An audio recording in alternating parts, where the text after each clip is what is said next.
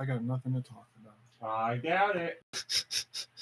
I don't think so. All right. Okay. Okay. Oh, you're gonna want to try those. Yeah. My mouth is a little spicy right now, but thank you. What is this? Who is eating Starburst and just leaving them alone? Oh, those are like weeks old now. We haven't had Starburst in a while, Yeah, sadly. it's this shit. Old Twizzlers. All right. 3, 2, 1. Go Nintendo Podcast. Webisode 987. The Flutter Main Podcast. Flutter Main. I flutter for life, man. Flutter Main has characteristics similar to those of. Wait, what? What? I gotta read this exactly as it's written. Wasn't Flutter Main last week? Was it? I don't remember. Now, oh boy, show's starting off terrible. Glad to be here. I don't want to be here. I'm gonna go to this side. I am the Pokemon expert on the podcast. It says last week was 986. Pokemon 986 was Brute Bonnet. Makes sense. Pokemon 987. It says Flutter it's Main. Flutter Main. All right. So maybe my numbers are off. It's not like it really matters. Let me go into the Discord. I wouldn't say that too loud. To who? To me? All us Pokemon fans across the world. To all of Josh Grobot's fans. Radical Defect says, of course it matters. Yeah. Well, I don't see any pushback about we did this one already. So what? I'm wrong. I thought it sounded familiar. Well, the and problem I don't is know why. you said that, and I also thought that. I double checked when I was putting the post together. You might think maybe Charlemagne. Maybe that's what I was getting The confused god? with. I was thinking maybe last week's entry mentioned Flutter Main. Oh, perhaps. Yeah, that's probably why it stuck out. So here, all right, I went to the Pokemon or the Pokedex page just to make sure I'm reading this correctly. Flutter Main. This Pokemon has characteristics similar to those of Flutter Main, a creature mentioned in a certain book. That's on the official Pokedex. So this Pokemon's all kinds of screwed up. That's the description for Flutter Main? Yeah. I just went to Pokemon.com Isn't that like to the double number check. one rule is like in an Yeah, explanation, you do not use the thing that you're. It's like a book report you give when you're a kid when you clearly didn't read the book. Or a speech you give when you're president, perhaps. Oh, Flutter Main is 4 feet tall, 8.8 pounds. Its gender is unknown, and its category is Paradox. It has the ability of Protosynthesis, boosts the Pokemon's most proficient stat in harsh sunlight, or if the Pokemon is holding booster energy. That's the end of the Pokemon section. And next week will be Gucci Mane. Oh, but I guess we won't learn anything about that because I guess it'll describe it by saying Gucci Mane as well. Well, I don't know if you guys knew this, but this round of Pokemon or this section of Pokemon, it's all dinosaur versions based on older previous Pokemon. So just a little bit of Pokemon lore for you. Did you get that from I know the that chat? all myself. I didn't look at the chat. Oh, that's funny. I see a Television similar mentioned that comment. too. Oh, look at that. Laxter says Lube looks different today. Lube Thanks, looks very Tentavision. different today. I am here. How am I doing? I'm good. How am I? Good. Nicky Hill is with us again. Hey. It's nice to have you Woo. back, Nicky Hill. Thanks for having We me. spoke your name while you were gone. We Oh, did. Thank you for that. What's I felt that. what's life? How you doing? How you feeling? Oh, just hanging out with Logan Paul. Am I allowed to say anything? That was a Instagram live or an eBay live thing, so that's happened. That's so I am allowed to say anything. I don't know what happened there. Can't tell you anything, but- all I was going to say is I saw the picture, so Yeah. I can confirm it was true. I didn't see the picture. I sent it to you, I was. didn't I? Or no, maybe I only sent You it to sent him. it to me because I- wrestling related, but also he made me say I wasn't allowed to talk about anything. Well, so. because I'm a I had to think blabbermouth. about it. I'm not going to talk about it anymore. I'm only going to say it on a Also, nobody podcast knows that where I anyone can was, listen to. So Yes, I That's the didn't other say thing. anything. Secret safe with me. I also saw somebody else, but I won't talk about that. Oh, Gary Busey. Didn't you tell me you saw someone else and then never follow up on it? I can't talk about it. Okay. It wasn't posted live yet. So you just told me. You know what? I'm gonna go back to the. Don't No, worry. I Don't did. worry. Don't That worry. was it. It was 100%. Yeah, I know. I Just thought hold I on. was going to be able to, but then it wasn't a live broadcast. So I he sent me a couldn't. text and it says, "Oh man, if you thought yesterday's cameo was a big deal, I don't think you're ready for today's." And it never told me anything. I never got an answer. And I responded with a Donkey Kong excited gif, but yeah, then I was It like, was "Well, Donkey I guess Kong. he's busy. I'll let it go." And I was like, "I'll see him tomorrow." But NDA, the man's under NDA. Yeah. I understand. Dew Michaels is here. Woohoo! How are you doing? I'm good. That's good to hear. Mom Brain is not here because she is spending time with her mother. Mom Brain's mother is visiting Mothers this week and plus. daughters. It's a funny thing. So she's not around. They're out gallivanting. I know they've had ice cream, and who knows what else is going to happen today. But has her mom ever been to that market for those donuts? Woo! What donuts? The Amish location Here, very close to us.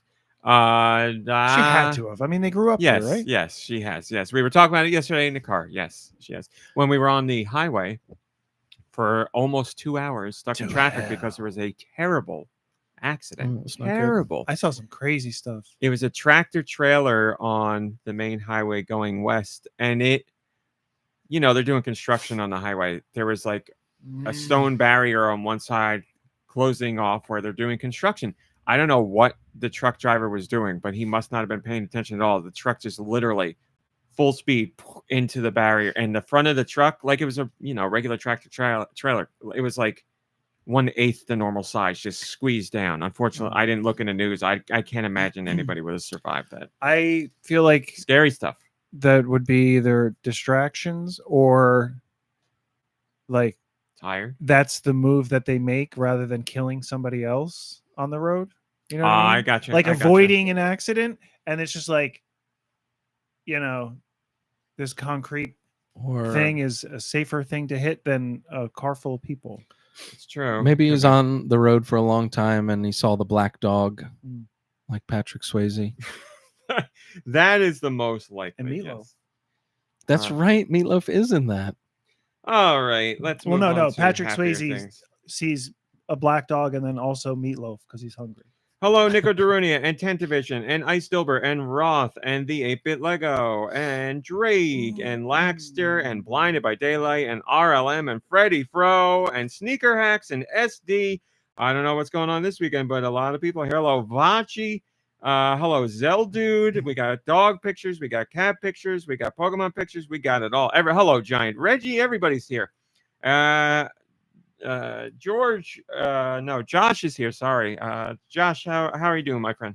I have a Balatro addiction. My mom was just talking about having a Balatro addiction last night. She cannot win on Hello, Red Susan. She cannot win on her own. She keeps trying. She makes it to the final the final boss fight, and she just hello Darmani. It just can't seal the deal, but she's not giving up, and I appreciate it. What do you mean on her own? She's playing alone. When we were in North Carolina, we were playing as a group, and that is the only way she was able to beat one of the full runs. Right. But now she wants to do it on her own, so she's trying, but she can't get it quite done. But she's not giving up. That's one of those things where it's all about a lot of it's luck too, like what I would like to hear the views of Deux. Thank you very much. I will tell you. Why does he cut you off when you're already talking? Like, I don't know why anyone would do that. Things should remain a mystery. So with Balatro, a lot of it I feel like is luck. It's like the jokers that you pick and how they work together, and sometimes you might not find like a decent hand of jokers, and sometimes you get the sweetness. She was saying like she can pretty consecutively make it to like literally the last round, and then whatever the restriction is, the big blind or the blind or the whatever it is, whatever the rule. It's poker. Boss blind. It's related to poker, but it goes way beyond that. Well, but that's Yeah, Yeah. the blind, right? Yeah, essentially it's First- poker. Poker doesn't have a boss blind. As far as I know, it doesn't have a boss blind. Well, it depends on But what like table when sit you at. play the boss blind, it's like you're gonna, you need to reach a certain amount of money, but it'll be like you can only play each type of hand once, or the first card you put out doesn't have any value to it. Or There's hearts rules. don't count. Yeah. Or So the wall, you have to get twice as many points. yep, or yep. So you name it, it's on there. Let me tell you. it's not easy, but she's sticking with it. So hang in there, Mom. And George is here. George, how are you doing, my friend? But George, no, How's life? What have you been up to? What's new? just juggling a lot these days. As always, you're a very busy man all the time. Yeah, the line business never slows down. So Apparently line- that's true, because I line- got something to tell you, George. It's not really a saying, but I'd say it's limes to the wall, pedal to the lime, Pedal to the limes. pedal Yep. to the lime all the time. George, George, this is from my aunt yesterday. Although if there's a lime under your gas pedal, you might have a problem. You're juiced. Yeah. You're squeezed. Ooh, that's a good one. I'll have to remember that for later. My aunt sent this to the old people group chat that we have. It says, "Well, I know everyone has heard me complaining of how there are no lemon meringue pies available, even in the frozen dessert aisle. Everything is key lime pie." And she said, "Apparently I was hasty. I saw this in our local flyer today. National Lemon Meringue Pie Day is August 15th. Amazing. I thought that pie was a thing of the past." That's what my aunt says. I've So seen them. What grocery store? She's not happy with the prevalence of lemon meringue or with key lime pie. She thinks it's too popular nowadays, and the It's a food store seasonal. chain is the one that's right here. The one we all There's What do you mean? shop. It's the one where. Well, yeah, I was trying not to say them, but yes. Are we not allowed That's the to? one. Not for legal reasons. I'm just trying to be better about not pinpointing locations. No. I mean, it's a. They're regional. What do we got? There's Lidl, Aldi, King's, Giant, Lion Mart. I don't know where they go. I'm looking up. But like King's is like a fancy. ShopRite's only in 6 states. Is it? So King's is what? Same. one, I think. Is it? I don't know. I was dodging ShopRite because I knew it was pretty slim as far as Giant. where. Anyway, But I mean, what are we trying to stop? I don't know.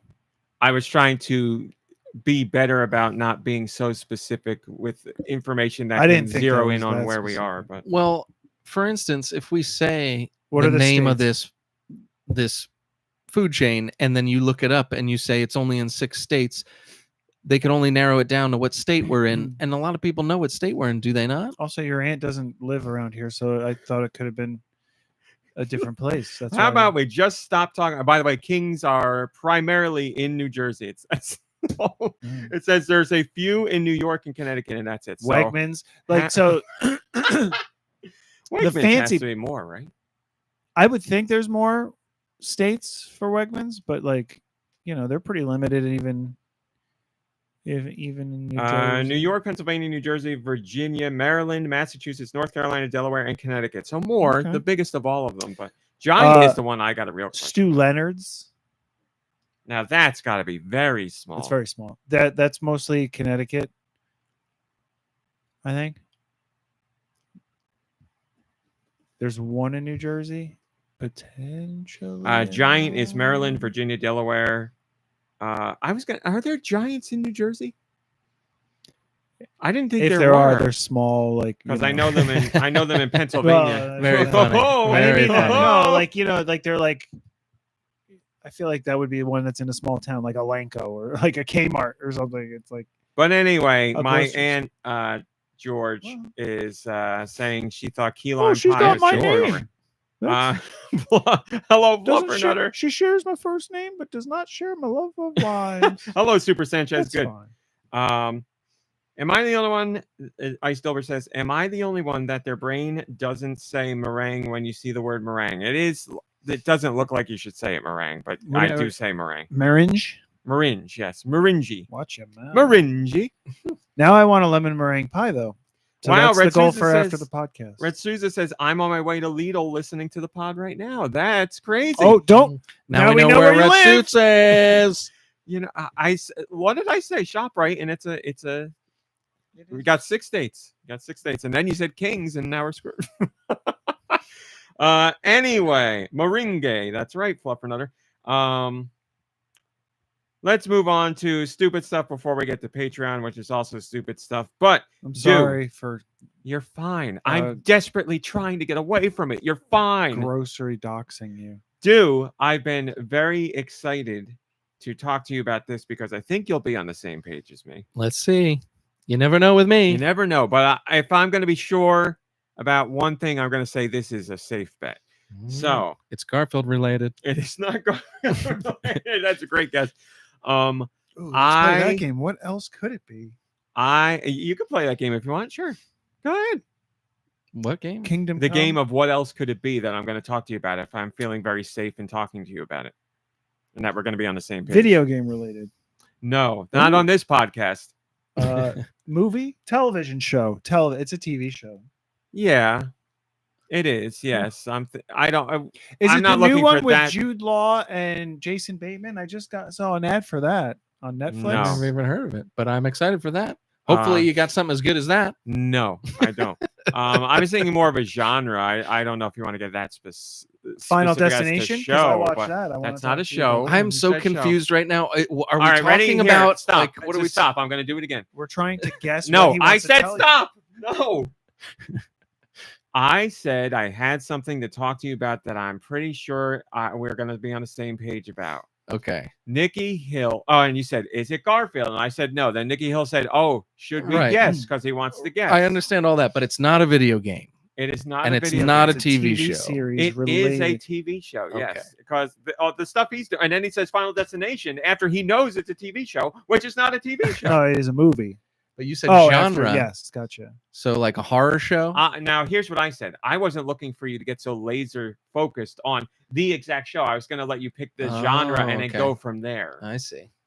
So, But what is it? Is it about something stupid or frustrating? Well, you don't talk. we're about getting that into stuff. too much information here. It's just a guessing game of what it is, and the clue. Did you is watch Smoke? We will connect on it. I don't even know what Smoke is. That's the one That's that the he was one talking I was about. talking last about week. with Orrington, the state of Orrington. Oh yes. Did you Sorry. continue watching it? I've stopped watching it. I might go back to it, We but have I'm to not focus. interested. We're guessing Yeah. what this Not is, interested. and it's your fault. Is it a new show? I'm going to say this one more time. You're laser focused on the show. I'm just trying to get the genre first. Okay, well, Horror, No. fantasy, Nope. drama. No. action. Comedy? I mean, It's not like, Chris is this Pratt not- related. Comedy. Oh, yeah, I was going to comedy. guess you guys. Coming of I was going to age. think to myself, you guys don't know yourselves, and it's crazy to me. I'm going to guess the chat gets it before you do, and they have. They've already gotten it. Oh, Is Chris Pratt related? Nope. Hello, sir. I hope you're doing well. Nope. I am about to. It's a game. Game show. Yes. Oh, it's a game nice. show. Fluffernutter, you are correct. Yes. Game show. So yes. Oh, so it's celebrity match game or whatever with. Is it or a as people call horror it, game match show? game. I don't yes. know. There, I mean, there's no match game without the celebrities. I thought that was a drama. Now we talked about match games, so the new one coming out with Martin Short. Yes. And we are excited about Stupid it. answers. It's out. Like there's. But been this 3 isn't episodes. what. But this isn't what you wanted to tell me. Yes, it is. You guys are crazy. I'm going to Did tell somebody you have about. stupid We answers? spoke about this Yes. weeks ago on Yes. and off the podcast, Yes. and you knew I was excited for it. Yes. So why would today you'd be like, I got something you're excited for, and I then be didn't like, say you would be No. excited for. I Something said he just wanted to talk you're going to about. be. I think we're going to be on the same You're gonna page be on the about, same- and I'm going to Forgive tell me. you it right now. And please do. And there's new episodes the coming out because it's a new show. So because last night or today is Community Day, I was walking a lot on the treadmill. I watched all the things I needed to catch up on, and then I had like 20 minutes, which isn't quite enough to watch like a regular show. And I was like, I can fit in one episode of Match Game because I can fast forward through the commercials. So I did. And okay, 8-bit logo, I see that. I wrote down the questions. I'm going to read you the first 2 questions in the show, in the debut episode of Match Game. And I would like you to tell me what you think is wrong with them or if anything is wrong with them. Here are the questions. Cara, how do I say her name? Beautiful actress, Cara Delevingne. Yep. Delevingne. Cara Delevingne is so famous, and so are her eyebrows. They're so famous, they've been seen walking at the blank. That is the first question. Now, let me give you the second question. My safe word is vanilla, or question, whatever, call and response. My safe word is vanilla. The lady at the bank said, great, I'm happy for you, but all I need is your blank. Those are the 2 prompts. Do you have anything to say about those prompts? They seem pretty. It seems like a little bit broader than a normal question. It could, because usually their questions are a little bit more focused, where there's only one or a couple of answers that they could be. This this kind of could be almost, a few different things. Yes, if not even more than that. Yes. See, I knew you would know it exactly. I'm watching this show and I'm like, who wrote these questions? You're supposed to write a question that has a mostly obvious funny answer or wiggle room for a couple funny answers, and that's it. And then the contestant said something hopefully correct, usually nowadays stupid, that has nothing to do with it. These first 2 questions are just, there's no joke to be made. Yeah, I don't know. First of all, I didn't know Cara had strange eyebrows, if that's what they're trying to point out. Not strange eyebrows. She's famous. Her eyebrows are famous, which I would say she is famous for her eyebrows, among other things. She's a beautiful girl. I didn't realize. You know her. Right? I do. Yeah. I didn't realize Very the eyebrows strong, were. Yeah. You know what? That's. But anyway, go ahead. Yeah, but I feel like it could be. Yeah. What would you say? I don't even know what you'd say for that first answer. The red carpet, but that wouldn't even, because I'm thinking she's a model as well. But like, yes, I don't you know are where having else with the exact thing that I was going through, because I'm watching this. It's pronounced Delevingne. Okay, there you go. Thank you for that. Why is my phone freaking out? Thank you, Radical Defect. So where do you go? What do you do? Like, so the contestant said Oscars, and I was like, well, what are you gonna do? Sure, that was my other Emmys, guess. Oscars. Yeah, that you got nothing else to do there. So that is what some people said. And then the other one was, what was the second question? The bank. What, like you? All I need is your blank. Yeah. And the contestant said, I believe they said ID. And I was like, yeah, fine. That works. ID. And some said ID. Somebody else said paycheck, password. or somebody else password, said money. Yes. Money. Yeah. And I'm like, I don't understand. Who's writing these questions? Are they supposed to be related to each other? No. No, not at all. They're just in, the decades and decades of Match Game we've had. They're supposed to be, like I said, they're supposed to have some answer that is mostly what everybody's going to say, but it's a funny answer, or there's wiggle room for a couple funny answers. That's the goal. It's never like, here's a serious question, and you give me a serious answer, an answer that makes sense. Like, that's not it. Sounds like the question is where they put like the comedic moment or whatever. Like, my safe word is. No, because they did that in the old show too. They'd have questions that were funny in the question themselves too. This is just, I would say, might be a little too harsh. Wrong. That's just wrong for Match Game. Like, and I'm thinking, I didn't watch the other episodes yet. I'd love to do it with you because we could study it. Yeah. But I'm thinking maybe what they're doing is the opening questions will be questions where they know people will get some points. So it's not like, because a lot of the old episodes, you would have rounds where it's 0-0, and they're like, we kind of want to avoid that, so let's give them questions where they'll have an answer. And then the second round had questions where you could at least make jokes. I don't remember what they had. 2 more questions. I remember one of them. I'm going to paraphrase it. I'm going to very loosely paraphrase it. It was like, a lot of people get murdered at the White Lotus Hotel. That's why I'm staying at the Jaleel White Lotus Hotel. Where it's like a joke we would make. Where they leave blank on your pillow. Cheese. Yeah, cheese. Yes, that's exactly what I thought. Cheese is the correct answer. So here's the other part. The one contestant was an elderly lady. I'm sure she knows who Urkel is. Whatever. She wasn't answering that question. The other guy if was they said the Betty White Hotel or the Betty White Lotus Hotel. There's no real You specific could say thing. They could, Werther's Originals just Yes, because of the But age. that's also- but that's oh also- my god, I love you. but that's also very generic. But that's an old people joke. There's a joke. yeah, like there. you gotta Oh, like as you gotta a joke, think of you could say that, but the real answer is cheese in this case, right? because that's a joke. there's no real answer, Yeah. but that would probably be the best because when you put it together in this case, the mint is like Yes. the thing Right. we're talking about. So God, it has you're the to be best. some sort of food. Yes. Right. And what food would Jaleel White? Because in the show he be- said he's gone and eat cheese. Right, Yeah, so It's like all right that's there. how Yeah, no. that's what you got to be focusing on and the Yes. kind of question that you need. I've never wanted to Where- kiss you more than right now. Bring it And I on, want to kiss baby. you a lot. Bring it on, baby. Mhm. How much does he want to kiss me? Oh, also, by the way, the first question I wrote it word for word. It says Cara. Oh boy, I already forget it. Delvigne Delavine. is so famous. How famous is she? The audience didn't say crap.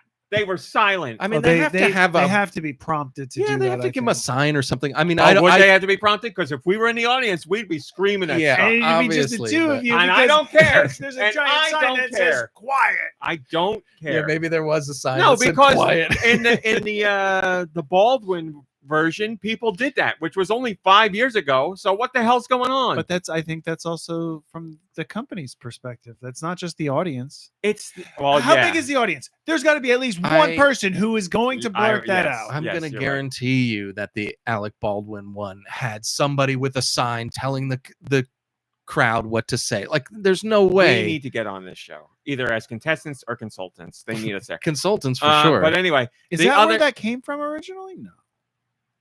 the call and response, I'm sure it didn't come from I don't know that, if it came but from I, that. I would imagine it helped popularize it.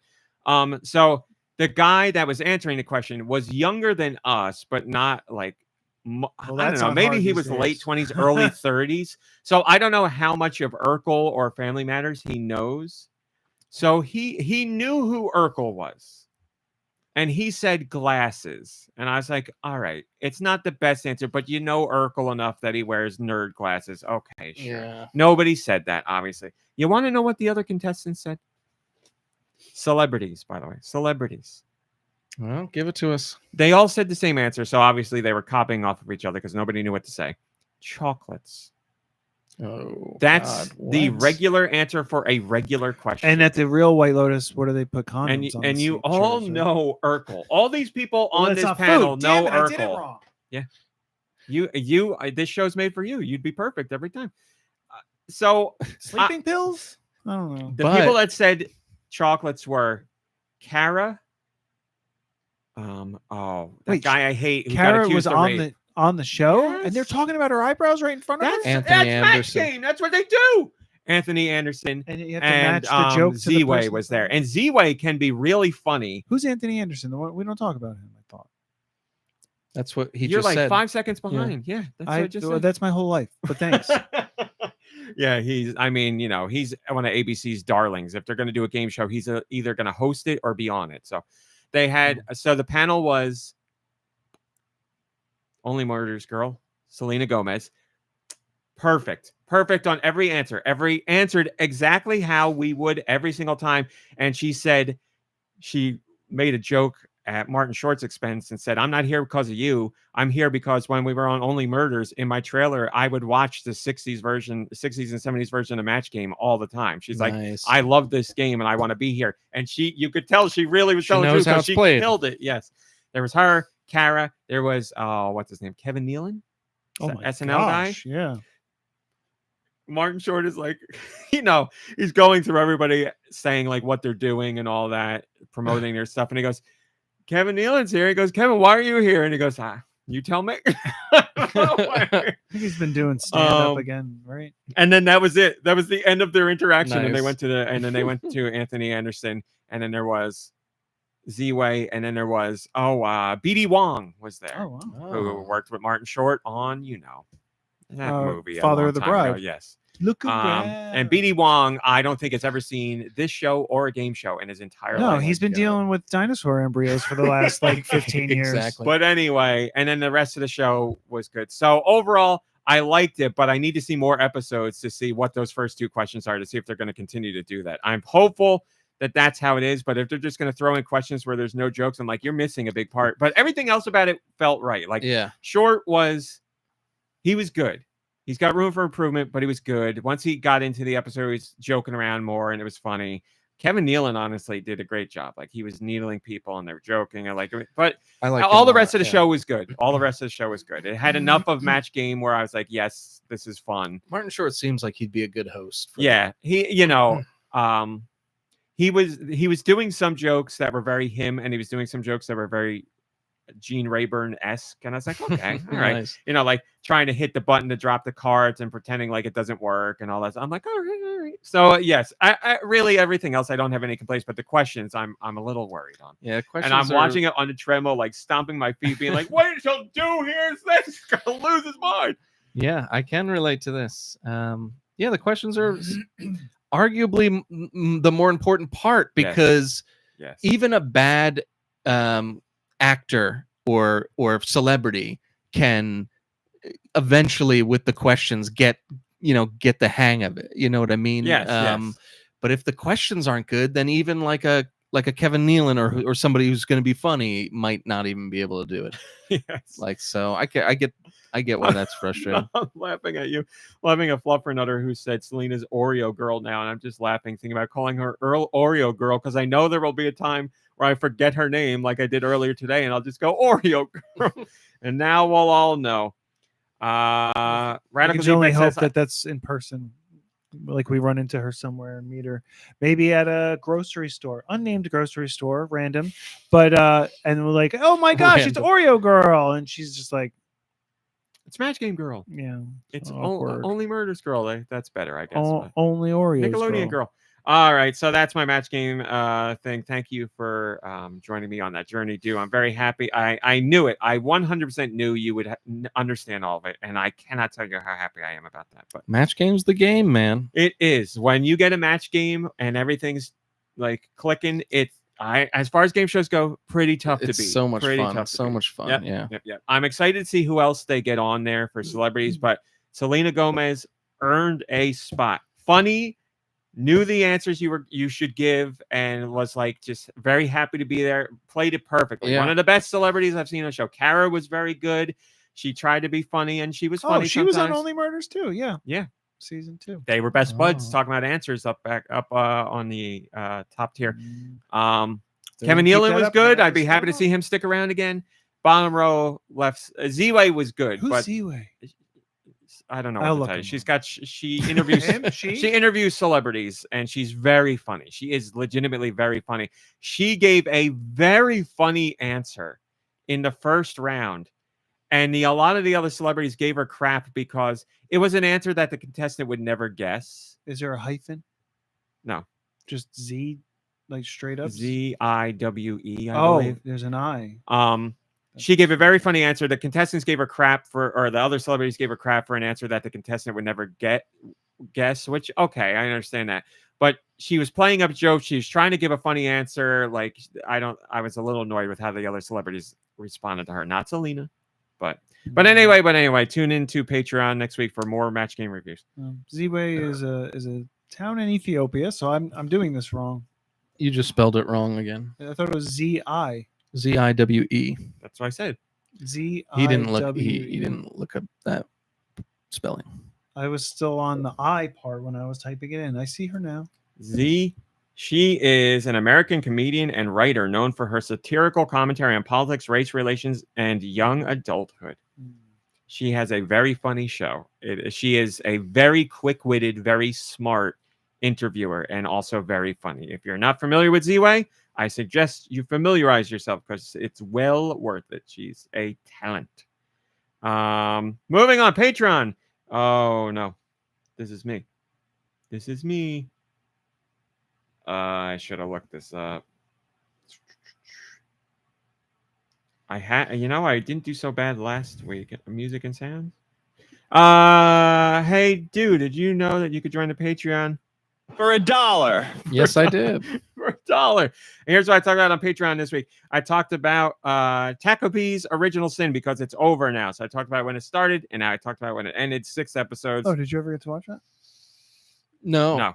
Yeah, I let it go. I don't have the kissed it login goodbye. for the Oh, Crunchyroll. yeah, when he said he didn't have the login and then he didn't ask me for the login, I was like, I'm trying a new approach, and my new approach is just goodbye. Just let it go. Stop telling us about your new approach if you don't mind. It's not a new approach. It's been quote new approach for like 6 months now. So stop. That's not true. That's not true at all. I just started this. This was like a month, maybe. I'll give myself a month. I don't know. I think it started know. about Captain America episode 2, or maybe even around Deadpool is when it started. Deadpool Wolverine is about What are when you it talking- started. Not giving my Oh, that- password to people? No. Oh, the password? we're not Yeah. talking about Oh no, not a password. Sorry. Right. No, I'm talking about you. You talk not about it telling later. people about things that you like because you're like through Oh, with people. that's yeah. I've been doing that for a while. Yeah. Okay, that's what I thought you were talking No, about. I'm talking about. My new thing is not new. My new thing this year is I tell people about something once, and if they watch it, they watch it. If they don't, they don't, and I just let it go. When you said you didn't have the password and you didn't ask me for it, I was like, that's my break point. Like, as in, like, that's where I step back, not like I'm upset. I'm gonna break. I've got a bad show with a fake state to watch. I don't have time for Taco P. So anyway, Taco P ended. Like I said, 6 episodes and it's done. I can watch that 6 episodes. I can do that. Man, it was it's one of the best easily one of the best anime I've seen, but one of the best things I've seen. But again, like I said, the show starts with 2 separate sets of trigger warnings, so do not go into it lightly. It is wow. I cried multiple episodes. I cried my eyes out at the end. It is so I don't know. It's everything. It's beautiful. It's harsh. It's horrible. You gotta be It's careful wonderful. walking on the it's treadmill crazy. with these tears, man. You're gonna Haven't slip and hurt fallen yourself. Haven't fallen once. But man, if you have Crunchyroll, and you're up for that kind of hard experience, you should give this show a watch because it's killer. Easily, You watched it? Easily, in the running for anime of the year, like hands down. It is the only anime ever to have every single episode rated a 9 or above. There's never been another anime that has received that. And again, yes, it's 6 episodes, so it's a short run, easier to get that score average, but still, man, oh my God, it's unbelievable. But it is a brutal watch, and you will never, ever, ever forget it. So I won't talk more about it because it's all spoilers related. I also talked about the Switch 2 in regards to a friend getting the Switch 2. Music Man has gotten a Switch 2, and he was sending me pictures of his life, basically him living out a Switch 2 commercial or a Nintendo commercial. He was playing tabletop with the Switch 2 with a friend. They were playing Mario Kart, but they were out like at a gig. He was going to do some music performance, and he was waiting to go on, and he said 90% of his life is waiting for things to happen, because if he's at shows, he's got to wait for his time to go on. So they had time to kill backstage or were outside wherever they were, and they were playing Mario Kart World on the Switch 2 tabletop, and I was like, Nintendo would love to see this kind of stuff. Is that split screen and they each had one of the Joy-Cons? Yeah. Wow. Yes, actually. Sounds difficult. Yeah, the Joy-Con, they are small controller. These Joy-Con are bigger, but obviously not, I would say, the optimal way to play. But if you're cool lugging around your Switch 2, yeah, I don't think you're going to bring 2 extra controllers with you. But yes, They have those big cases though. Make it work. There you go. Yeah. Oh, see, that looks a little more comfortable than I would have And thought. outside too. Outside, yeah, Do I that know. with That's the what I was saying. screen, This is yeah. this is a real Nintendo setup you got going on here. So I wrote about that and saying just like how he's got an action shot as well. How crazy it was that he was living the Nintendo lifestyle. That is very, Nintendo It's straight from a commercial. Nintendo. You Yeah, know? it's like the debut commercial or trailer for the original Switch. The only time anyone's ever done that. The only way to make it more fun is if somebody was wearing the Switch around their neck and standing in front of them instead of tabletop and like just holding it, like or maybe holding it. Not necessarily fun. Thing that Yeah. holds it in front of your I face. don't know if that's fun for the person holding it, but that's what makes it fun. Maybe we can get you For that us. for the treadmill. that That might be actually more shaky. the arm that I have there for my phone also held the Switch. I tried to switch to, and it does fit, but it's like stretching the grip to its limits. I'm too nervous. So I haven't don't done it. trust it. Yeah, I'm not going to. I recently just saw, I don't know if it was TikTok or what, somebody was received because he saw this guy on a plane with like these glasses, and the glasses Urkel glasses were like tied to his computer or whatever. So he was doing everything like down here. Yes. But it was like his eyes were glowing Yes, because yes, the yes, screen was yeah. right there. Yeah, people got those like glasses for reading in bed where they can just lay their head down normally on the pillow, but it's the mirrored glasses. I have so a they can pair look of down. those. Oh, do you? Do they work well? They do. They're just weird. It's not comfortable. Not on your face, but just like the laying on my back and reading like that, Yeah. and like every small fall movement, like kind of like shakes it a little bit. So Yeah. it takes a bit of getting used to. To be honest, I'm more comfortable just propping myself up in the bed and reading. Does so. it magnify too? No, it's just I mean, maybe it does. I didn't think I about feel like that. I'd be sitting there with the book here anyway. Right, I know what you mean. Yeah, where are what about like torso wise? Where are you holding the book? Like on my chest, okay. mid chest. Yeah, all right. I'd fall asleep. I'd be like, I don't sleep on my back. I sleep on my side, so I That's just think I laying could handle down. it. It's not it's the reading that puts me to sleep. It's like I'll read a sentence and then be like, reread it like 4 times, and then it's like it's time to I go to would read sleep. one sentence and then everything after that is made up in my dream, and then I'd wake up and reread that sentence and be like, "That none Let's of go that on happened." another adventure. My version's better. I also wrote about The Naked Gun because Mom, Brain, and I went to go Oh, see you went to The see Naked Gun. Yes, we went on a Monday night. And we both really enjoyed it. We both laughed. We did the blow nose out your air laugh. We did the light chuckle laugh. We did the actual laugh, and we did the laugh until you cry laugh. So we got them all. I've said that Deux has heard this many times. I apologize. The first third, I would say, pitch perfect. Exactly what I want from a Naked Gun movie. Light laughs, big laughs. Loved it. I'd say the middle drags a little bit. It's not boring, but the jokes aren't as good. There are some very good jokes in there, but overall, not exactly up to snuff. The final act, I would say, started a little slow, but got much better. And I really liked like the last maybe 20 minutes of it. I really enjoyed that. So overall, we liked it a lot and would definitely see another one. Liam Neeson does great as a straight man, but Leslie Nielsen is still better because Leslie Nielsen is a straight man that is very dumb. Like Liam Neeson doesn't really drive home the dumb part of it. He's just playing it straight flat, which is fine. It was enjoyable, but Leslie Nielsen's like dumb faces and everything that he makes, that's what I prefer. Oh, gotcha. But yes, there's there were 2 jokes that made Mom, Brain, and I like laugh way for like a really long time. Was to it the very point, empty in the theater then on a Monday night? I'd say maybe 25% full. There are 2 jokes in particular that we were crying from laughing at. They're very stupid funny, and it's things like we've never heard of before. And there's one of them, it's such a quick joke. It's not even like the main part of the joke. I don't want to spoil it, but there's all these guys in like this secret meeting, and one guy says something that's like completely nonsensical, and another guy says a response that makes it seem like it's reasonable, and his response killed me. I was laughing so hard, crying, and I literally got to the point where I was like, I have to stop because I'm missing the movie. Like I've missed the last 3 jokes, and I sat there and I tried to stop, and I started laughing.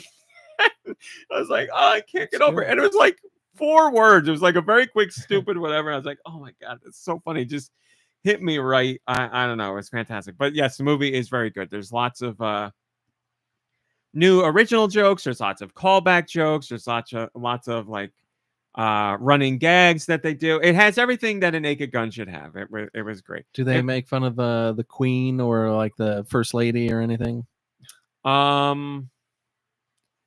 No, they don't. I was conflating 2 things that I've watched. No, not that I can remember. But there are celebrity cameos, like you said, which are important. Ones that people I never expected to be in the movie. Yeah, it was very good. It was very good. Um, Very happy to see that kind of thing in the theater. I hope it does well enough to warrant more. I know it costs like 40 million to make. I know it opened with 17 million here. I don't know where else it is. So there's a chance. There's a chance. I'm just going to ask a quick question. The bank robbery scene from the trailer, is that in the movie? Yes. Okay. It is spliced together very differently, and I cannot stress this enough. The jokes from the bank scene that are not in the trailer are fantastic. And I'm like, why did they put what's in the trailer in the trailer? Yeah. Like, whatever. This is like a quintessential Naked Gun joke. I'm going to ruin one joke for you. It's very quick. It's in the bank. Liam Neeson has revealed himself, and he's fighting guys, and they're gonna shoot him, and he runs up to one of the guys and grabs his gun and just takes it and crumbles it in his hand into dust, and it's so stupid. Just the way it's very quick, and just the way it's done, it made me laugh. And there's a whole bunch of jokes in that bank scene, like Liam Neeson taking off his face like he's the little girl and takes it. Yeah. I don't think that's funny. Whatever. And him in the outfit, I don't think that's funny. Right. But everything else that goes on in that bank scene is, light chuckle to good laugh worthy. And I was like, son of a bitch, because I saw the first trailer and I was like, yeah, I don't know. Then I saw other stuff on social media. I was like, this is funny stuff. Why aren't they showing this? So, and my complaint about the chair joke. Remember how I said, what did I say? Take a chair. That movie is in that joke is in the movie, but completely rejiggered in a way that makes sense. And I'm like, who put this in the trailer? Like, so the way it's done in the movie, I'm like, yes, that makes sense. But in the trailer, it doesn't make sense. So that's funny. But yes, I'm sure both of you will watch it when it comes out on streaming, and I'm sure you'll enjoy it. You're not going to rave about it, but you'll enjoy it. I would like to support it in the theater, Yes, but that's what we said. I just don't have time this week, So. Well, I hope you find time while it's in the theater. I do do think it's worth it. It's like by next week. Is it even going to be in the theater by next week? You get about a month. So okay. So Seth MacFarlane did an all right job. Yeah, him and who's the director? Is it Akiva Goldman or Goldman? And I know by the first name I know you're correct, but I don't know their name well enough. But yeah, they did it. It was very clear they were doing the best job they could with threading the needle of paying homage to Naked Gun, keeping that kind of humor, and also just not redoing everything that we've seen in the old. So ones. I really enjoyed Angie Tribeca. Yes. Is it on par? Is it better? At least on par with that. Yes. I'd say if you like Angie Tribeca, which I did as well, you'll be very happy with this movie. But do you think I'd say it's on par with Angie Tribeca's better episodes. Okay. Yeah. There's no part of the movie where I was like, this is really bad. Just like any Naked Gun, there's some jokes that you see and you're like, doesn't do it for me. But you're on to the next joke right away. Yeah, so rapid fire. My only real complaint is there is one joke in particular that I think goes on too long, and it is pretty funny in the beginning, and I just think they overdo it just a little too much. But outside of that is what I would kind of expect from Seth MacFarlane. Yeah, no, and the premise of the joke isn't like it's funny because it goes on forever. It's just they keep cutting back to it. And I was like, if they cut out just like no, it's in like one scene. There's two things going on at one time. Liam's doing one thing and Pamela Anderson's doing another. And her joke is funny because you don't expect it, but they cut back to it like 3 times, and you're like, because when you cut back to Liam, he's doing something, but his scenes are like different jokes for the things that he's doing. It's just one joke that she's doing. I'm laughing thinking about it. The way there's a guy in the movie that's reacting to what Pamela Anderson is doing, and he does make it funny every time you see him react, because obviously she's doing something really stupid, but he's really into it and he's playing it very straight, and that makes it funny. So yes, I'm sure both of you will like it. It's a fun movie, and it blows by. It's 85 minutes. Want to it's go like there? Done. So yes, that's what I wrote about. Very good movie, or very funny movie. I hope you enjoyed it if you go to see. I wrote about Switch 2 indies, which we aren't going to talk about because we had these Indie World Showcase this week, and I was just talking about expectations and what I would like to see. And I said the only thing I really want to see, Pie in the Sky hopes, is UFO 50, and then UFO 50. So we'll talk about that later too, because I wrote about UFO 50, but I'll save that for the thing.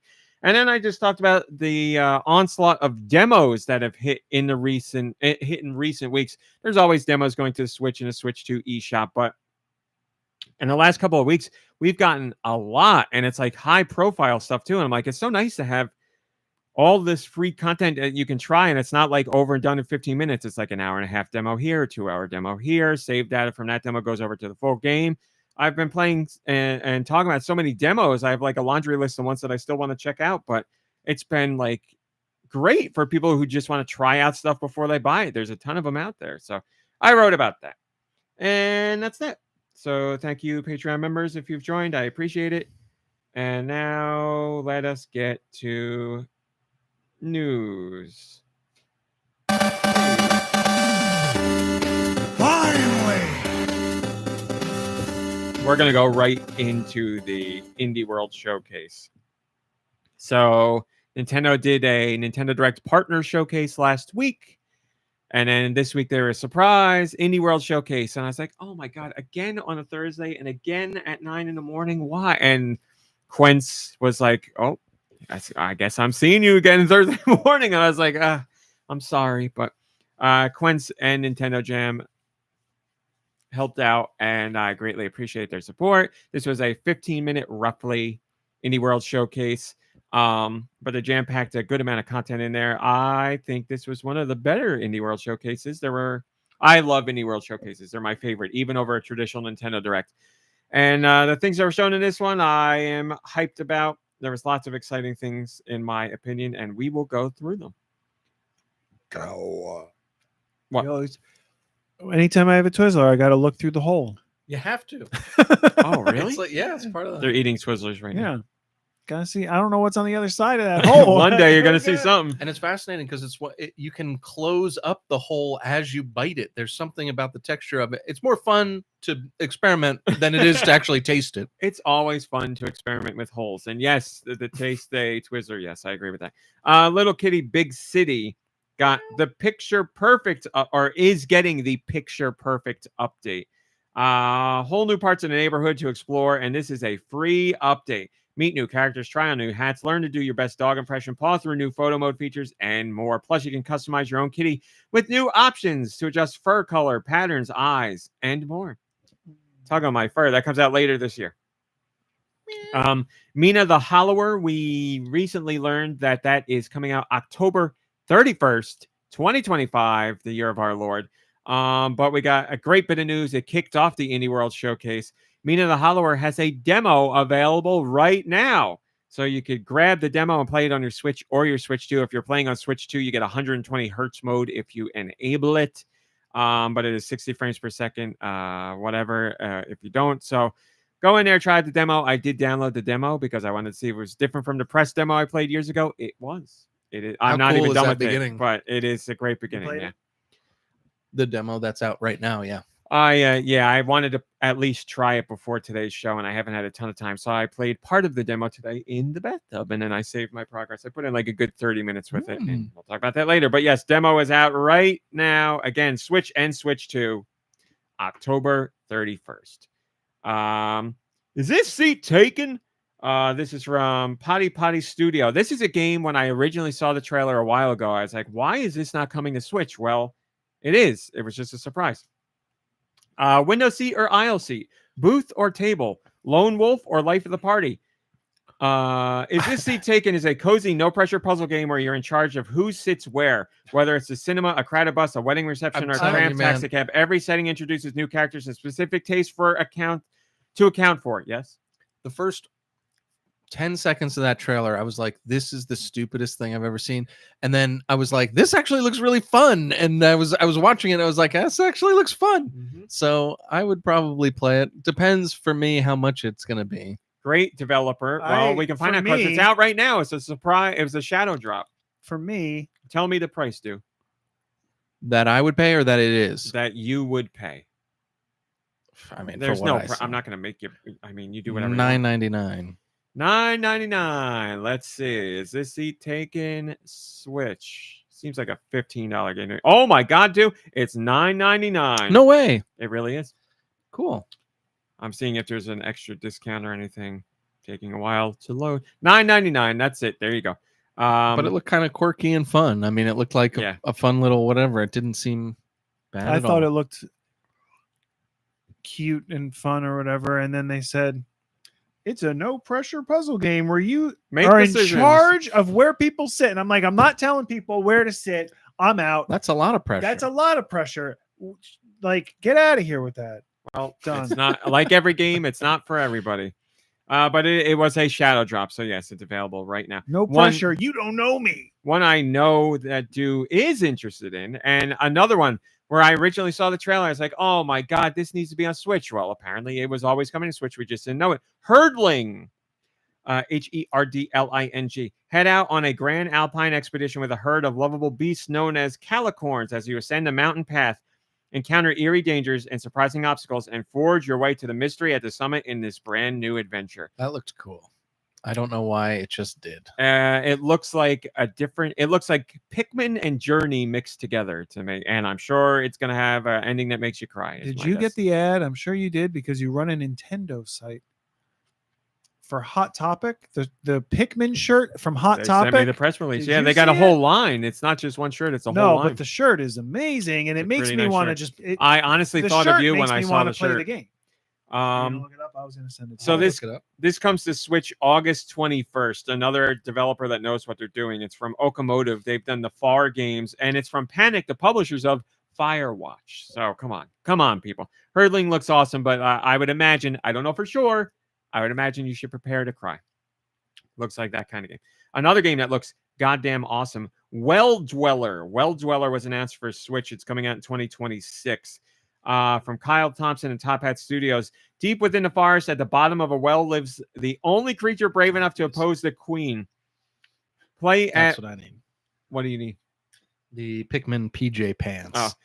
Play as Glimmer, a tiny bird armed with a matchstick who must burn the wicked queen to save his family. Journey into a whimsical but morbid fairy tale landscape of charming characters and dangerous foes. Collect trinkets to upgrade your abilities and battle terrifying beasts with the aid of your matchstick as you forge a path to reunite your siblings, solve puzzles, discover secrets, and unravel mysteries that lie in this rotted kingdom. This is a Metroidvania. Man, does it look killer. It looks so damn good. It's got a ton of personality. Well Dweller 2026. Yeah, that looked cool Looks too. like good stuff. Looks great. Like great art style. Love the art style. Yeah, that company has put out a few games with that art style, and they keep honing it. And it just looks really good. Ultimate Sheep Raccoon was announced. This is coming to Switch and Switch 2 this winter. This comes from the Chicken Horse people, Ultimate Chicken Horse, which is really funny because Lube just a few weeks ago was telling us about how he played Ultimate Chicken Horse and really loved it. This is their brand new game that was just announced here. Build the most chaotic bike racing courses with friends as a cast of silly barnyard animals in Ultimate Sheep Raccoon, the spiritual successor to Ultimate Chicken Horse. Add obstacles, ramps, and dangerous traps and crash your way to the finish line while collecting power-ups. This is a side-scroller bike racing game. So locally and online for up to 8 players. So if you have a lot of friends or family, they can all play. It looks really, really, really good. One that was previously announced, but now confirmed to have a specific Switch 2 edition. So still coming to Switch, but also Switch 2, is Ball Pit. This is coming from Devolver Digital. This, oh man, as soon as I saw this trailer, I was like, I need this game. It is brick breaking, ball fusing, base building survival roguelite. So you are playing like a big brick breaker, like Alleyway or whatever, Arkanoid, whatever you want to call it.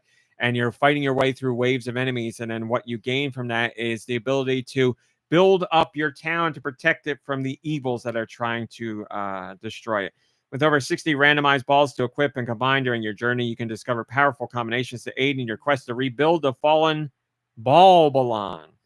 What do you think about that city's Town name of Balbalon. If you played Fortnite with us, you would have gotten that answer already. But I actually like Balbalon.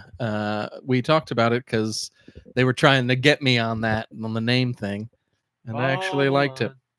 But I've got retractions to make later. Let's not jump the gun here, okay? I've got a lot of things to talk about when like somebody played an adventure.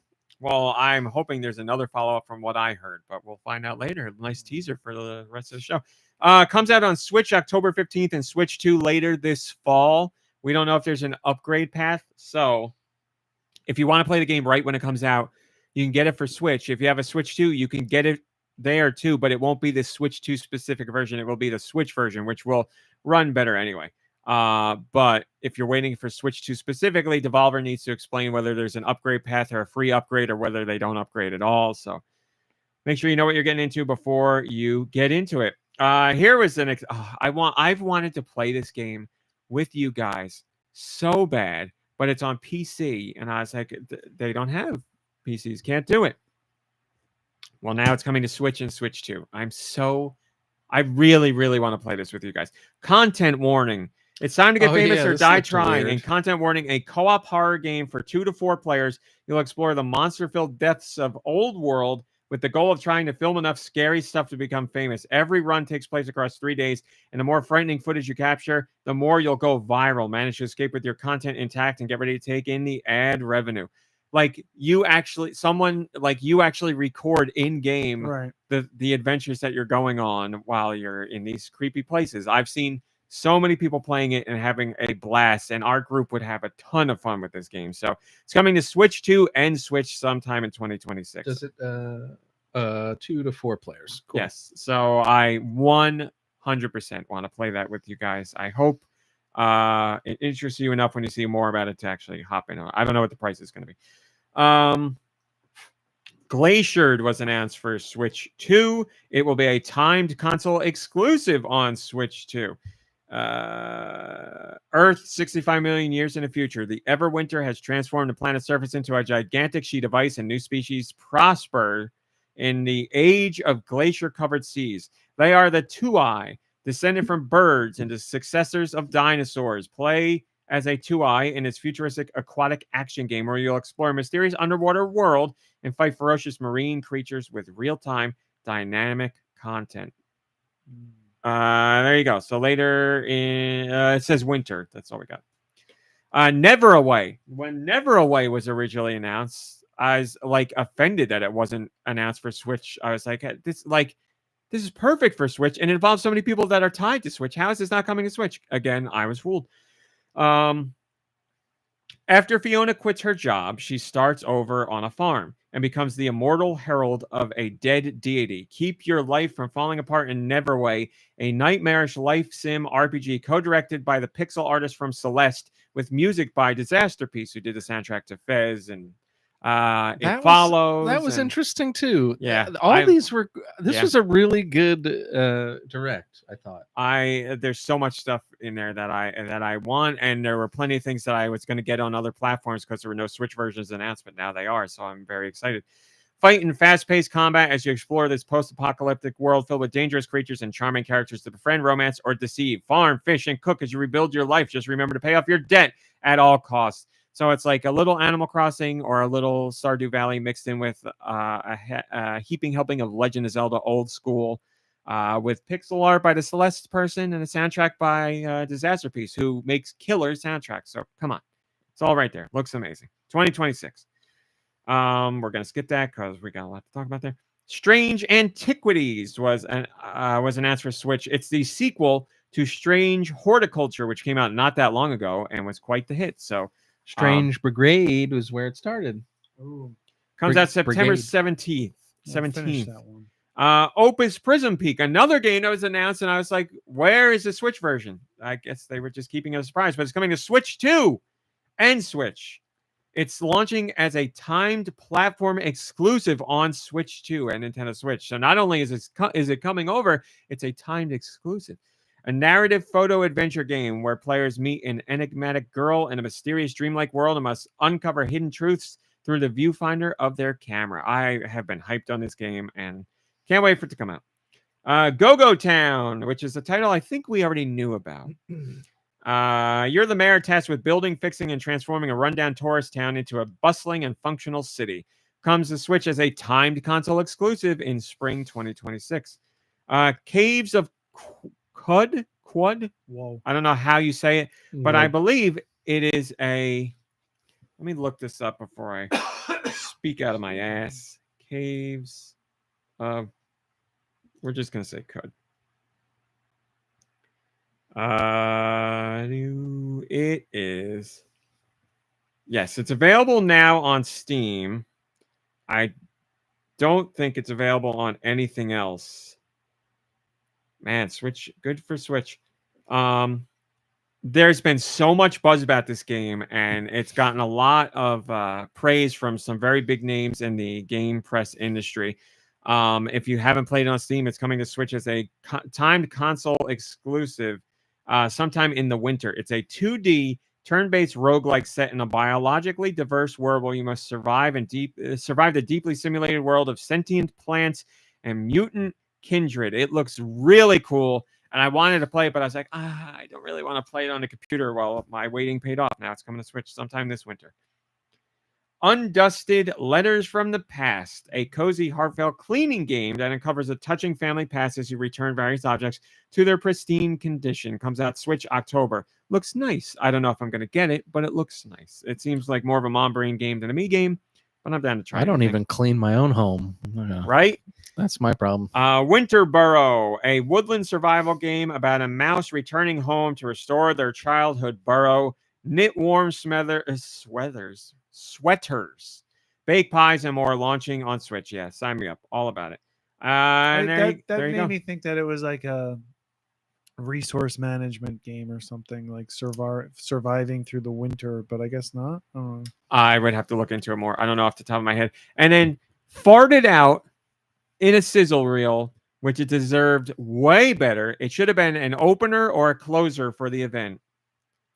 It happened the night before. I was talking to Deux while we were playing Fortnite, and I was like, Deux, tomorrow's the Indie World Showcase. I'm hoping with all hope that UFO 50 will be there. It's perfect. We haven't heard any news of any ports. I said, when it comes to secrecy like that, it makes me very inclined to believe that Nintendo is involved in some way. I was like, I hope it happens tomorrow. They did a sizzle reel. So this was a 15-minute, roughly, Indie World Showcase. We got to like the 14:30 mark, and they had a sizzle reel for a whole bunch of games coming, and they gave UFO 50 like a 7-second segment in that sizzle reel, and I was like, I can't explain to you how loud I yelled, how yowed I yelled. He yelled real loud with excitement when this was revealed. I literally is that what a yowl is? I literally screamed in excitement and then I let out like a huge yes, and I punched the desk while I was covering the event. I'll start by saying this. I feel Nintendo did it dirty. That should not be in a sizzle reel. I don't know why that didn't get a segment on its own. It's baffling to me, but that's where my complaints end. And that's where I say I'll take what I can get. So it was announced that day, but best of all, not only announced, released that same day. So it was a shadow drop that very same day. That's so awesome, man. That was really great. When you texted me, because I had other things going on. I was like really stressed out, and I'd forgotten all about the indie showcase, which I was like wanted to make a point to watch. And you texted me that, and it was great. It's great. I couldn't believe it. Like I was in the I have a Discord with some staffers when we were covering the event, and we usually joke with each other before the thing's going on. We'll talk about things we want to see, but we'll joke about stuff that's never going to happen. And we were like, another showcase without Hollow Knight Silk Song. Like it's not going to be here because it just doesn't show up. What? That was in a trailer somewhere. Wasn't it announced somewhere for something? Oh, we've known forever it's coming to Switch 2 and Switch. But it wasn't Xbox announced in an actual Switch event. I want to say, I don't remember how it was announced. It was originally supposed to be DLC for Hollow Knight. So we're talking years and years ago. But we were joking about how that wasn't going to be there. And I was like, in reality, all I really want is UFO 50. I really hope that gets announced. And I put it in a Discord and it happened. I can't believe it happened. So it's out and we will be talking about it later. And it's shot right to #1 on the Switch eShop chart. So the people who knew about it were excited to get it, and the people who didn't know about it and saw it in that video were obviously enticed by it.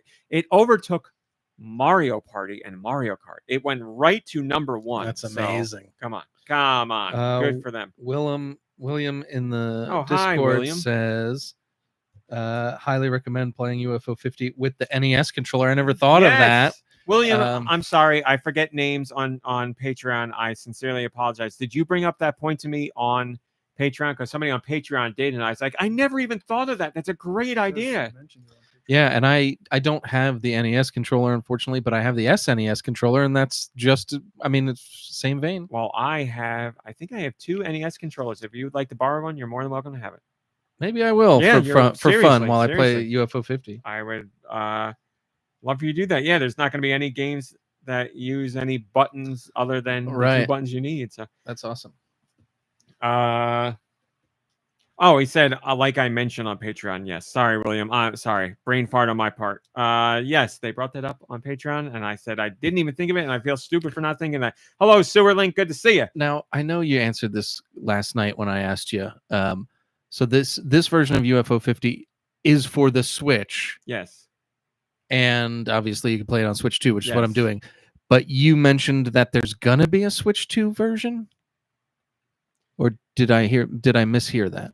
Last night you said that you made that up. Yeah, there's no anything. The only thing is if you play it on Switch 2, it will run better. I'm not playing it on Switch, so I don't know how much better it will run, but it should be fine wherever you play it. But yes, you'll have a smoother experience overall. But do you want that? I guess the game. Well, it won't take lag, out the artificial, like, yeah, sprite weirdness and all that that's programmed to or be like there. The slowdown from like too much information on the screen or something. Unless it's specifically programmed to be in there, then I don't know how much of that would even be present in just playing it on the Switch. I don't know. I am playing on the Switch, so I got no clue. I'll talk about it later because I haven't really delved into it yet. But like, I love that this shot to number 1. I love that it's came out on the Switch. I love that this whole showcase had a bunch of indie stuff. Like, I think that's what, for me, like what's, but that's what like sets Nintendo apart a little bit. Like, I feel like you're going to get, that's the audience that's going to play those games is playing the Switch most likely. So I just think it's cool that this is, I mean, it's, no matter what happens to the video game industry, this might survive. Like the indie part of it might survive somehow. Indie will be fine, yeah, because the passion is there, the commitment is there, and you'll have, if they need it, crowdsourcing platforms for people to get more money. Yeah, I'm not worried about that at all. And there will be parts of the industry that will always survive. But yeah, like Bithell Games just this week, who did, like Bithell Games is, I'm gonna, you know what, we can pay them respect because they're going through a really tough time. Not like the carpet cleaning company. That's Bissell, right? I don't know. I didn't know if you like a hair got caught in your mouth and you had a little lisp come in. Well, this is a serious subject, so you're going to regret making these jokes. I hope they're doing well. They're not. That's the whole reason we're talking about this. That's a nice hope.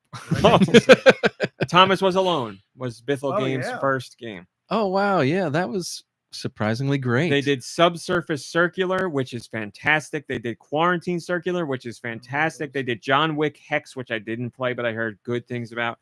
They did The Solitaire Conspiracy. They did Tron Identity, which I love to death. They just did Tron Catalyst, which I'm working through for a review. Is it the same type of gameplay? No, a different gameplay. This one is like a top-down action, same kind of story approach. Like you get a lot of story, but the gameplay is top-down, isometric kind of. But you're like throwing the discs and like riding the bikes and all that. So it's an action. Because Legacy was like a story game, right? Identity was like visual novel. Yes, yeah, yes, and it was loved it to death. This is. And Tron Catalyst is the follow-up, like it is related to Identity. It's all canon. It's a great question. I know that Identity was canon. Yes, I don't know about Catalyst, but Bithell said they couldn't secure funding for their next project, so they had to let go of, I believe they said, all main staff. So it's a skeleton crew right now, and that sucks because they are a small team. Wait, you'd think main staff? What is that? All like the grunt work developers and everything. All that's left is like Mike Bithell himself and like a couple skeleton crew of forever. Like I don't know who's there specifically, so I shouldn't say anything. But there are people that remain, including Mike. But like think about it. Like Tron You got to get Disney's blessing, and like they're gonna shell out some cash, and like it just, I don't know. It sucks when like a multi-award-winning developer that's put out banger after banger is in a position where like, well, we literally didn't get funding for just our next game. We couldn't secure our next game, so now we got to let go like 80% of our staff. no, It's it's crazy. awful. Man. Game to game basis. A lot of the world, or a lot of the United States is living, well, a lot of the world, paycheck to paycheck, and here companies are living game to game. It sucks. It really sucks because Mike Bithell is a very, very talented developer. Like I said, multi-award-winning developer.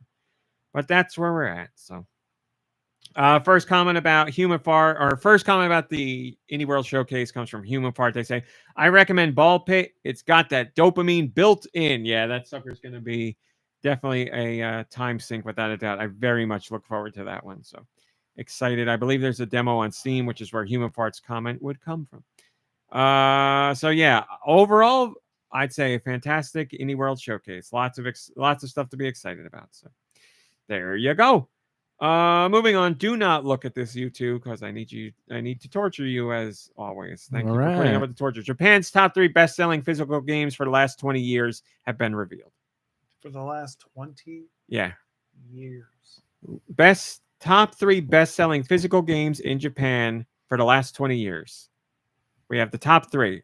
Here is your hint. They are all Nintendo games, so that should make it somewhat easier. Sorry.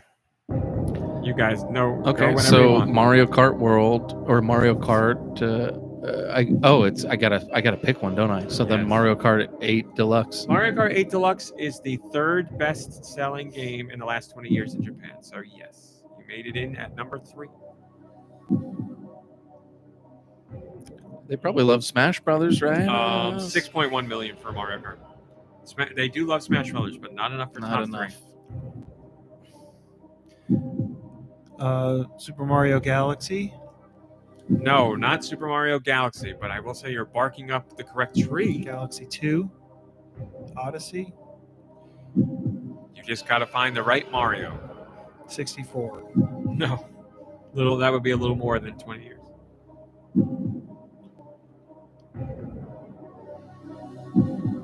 Sunshine. Not that the would, one. Be less than The one with Bowser's Fury in The it? answer's no, sorry. No. Strikers. They love baseball. No, and Strikers is soccer. That's funny. You're so right. Sluggers would be the baseball game. And they wouldn't be a Zelda game because they don't like. They're not huge into Zelda over Well, there. they So, were. I will tell you- They did like. But it's of the last 20 years, so for it to get in Yeah. there, it is not a Zelda game. Oh, Number it's 2 got- and number 1 are not Zelda games. Pikmin counts as Nintendo, right? Yes. Or sorry, Pokemon counts as Nintendo, right? Yes. Okay, Pokemon. There is no Pokemon on here. Really? That is correct. You know one of them is a Kirby. Mario game, and you don't know what the other one is, and There's no Kirby on the list. And this is like the whole industry in Japan, all of video games, they're all Nintendo Oh, titles. Splatoon. No. Is it an older or more recent Mario title? This At one time- is an older title, but not ancient by any means. Here's a hint: it's within the last 20 years. New Super Mario Brothers. Yes, that is exactly correct. Oh, New Super Mario Brothers on the DS, 6.4 million copies sold. wow, that sold really well. Now you're number 1. I will tell you, it sold just over 8 million copies, so beating out second place by 1.5 million. So Luigi's Mansion a lot 2. more. No. Is it an RPG? Oh yeah, that's a good guess. Depends on how you look at it. I would say no, but I'm sure some people would make an argument that some aspects of it Like a are. Mario and Luigi game. Mario games are done, This is and those are RPGs. this is number 1, Yes. the best-selling game Yes. In Japan of in the the last 20 years, and it's a Nintendo game. Yes. Here's a hint. Mario Party. We are done with Mario games. Here's Oh, a okay. hint. I am shocked you have not said it yet. Yeah, me too. Metroid. Oh, nobody buys Other Metroid. Remember me? Man, this is embarrassing that I can't. Just Donkey think- Kong like another hint? Bonanza. Would you like another hint? Oh, Animal Crossing. Yes, I was gonna say. Here's another hint. It's gonna be extra embarrassing for you. Yes, Animal Crossing New I happened Horizons. to look right at the poster. Animal Crossing New Horizons. 8.022 million copies sold. There's your top 3 in Japan. So for somebody to top Animal Crossing New Horizons, good luck. I don't know what would do that. Another pandemic. Another pandemic mixed with another Animal Crossing. That's what we need. Fingers crossed. We'll definitely get another Animal Crossing, but yeah, I don't think we'll ever see any game reach those heights to get past that 8 million mark. Animal Crossing would have been popular no matter what, but to get that pandemic boost, yeah, that's a tough one. So there you go. That's your top 3, people, and we'll see what manages to crack into that top 3 as the years roll on. Nope. We're going to go to this. We'll skip the releases for later. New patents came out. As I always say, stuff that's patented doesn't necessarily mean it will see released to the public.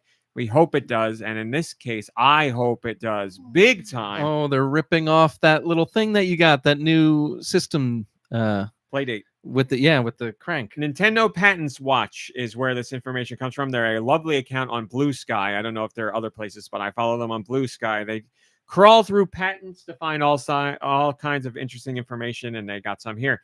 New patents that are related to the Joy-Con 2, specifically the Joy-Con 2 for Switch 2. As Deux has already said, one of them is for a crank, just like on the Playdate or on any fishing rod accessory for any video game over the last 40 years. But a crank that you connect to the Joy-Con 2 on the side, and it's a physical crank, and it measures your movement by using the mouse's optical sensor, which is so smart because the optical sensor is basically a tiny camera. So anytime the little groove passes by, it knows, oh, he's clicking it. And then, man, that's so smart. Is there an option to yank the crank? Did I say that? I made a yank the crank joke somewhere about this. Okay. Well, glad it wasn't in the byline here. I said it somewhere though. So hopefully, yes, someone will make yank the crank. Maybe it's time for you to get into game development. When this accessory comes out, you can make yank the crank for Switch 2. Sounds good. And then also it needs that to be built in, or otherwise you're gonna yank it. You're just gonna break it. Well, that's the thing. There's no yanking. It'd have to be crank the crank, twist the crank, yeah, that's what I'm spin the talking crank, jerk the crank. Nah, jerk doesn't work. Also, a patent for a scroll wheel. So just like the Joy-Con 2 has an optical sensor that basically acts like a mouse, this would connect on it'd cover up the mouse part, but it gives you a scroll wheel that can click. So I don't know, whatever games that would benefit from having a scroll wheel, a clickable scroll wheel. I'm sure all of them. Yeah, there's tons of games for that. That could be used either as a method of navigating menus easier or as a completely new input method for a gameplay idea that we're not even thinking of. So a game about zippers where you run your finger on the wheel to unzip and zip zippers. I don't know. That's just throwing it out there. Yank the crank and zipper. We don't have to keep riffing on this. There might be. We don't have to keep. Oh, gotcha. Because I know you guys are going to get it. Yeah, we're done. We're done. Don't worry. Gotcha. It's because you want the show to be on the up and up. Definitely. Yes, of course. Popple says a crank Playdate did it first. There you go. Now that this has popped up, people are like, maybe we'll get Playdate games on the Switch too. I mean, I'm going to say no, but that would be cool. And any developer, I don't think Playdate has exclusivity where they're like, your games can't go anywhere else. So Playdate developers could be like, here's our game from the Playdate that used the crank, and now it's in color and HD and whatever. So yeah, that's a possibility. But as I started out, we may never see this thing. It may never release to the public. So I really hope this does, though, because I like these kinds of weird things. Can I see one of those Joy-Cons that's right behind you? Sure can. Sorry, I've been yawning, so if you don't want me to touch it. I've been yawning into my arm, not into my hand.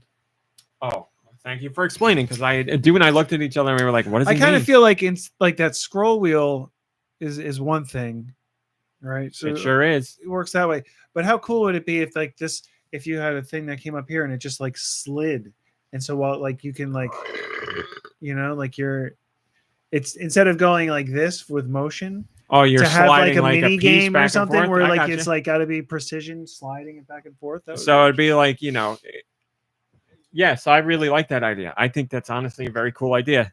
It'd be better than sliding your finger on a touchpad or a touchscreen because you'd have a much more tactile experience. I'm down with that. That's great, and that'd be great for an Arkanoid or Alleyway. Slide your thumb on. Oh my god, I want this now.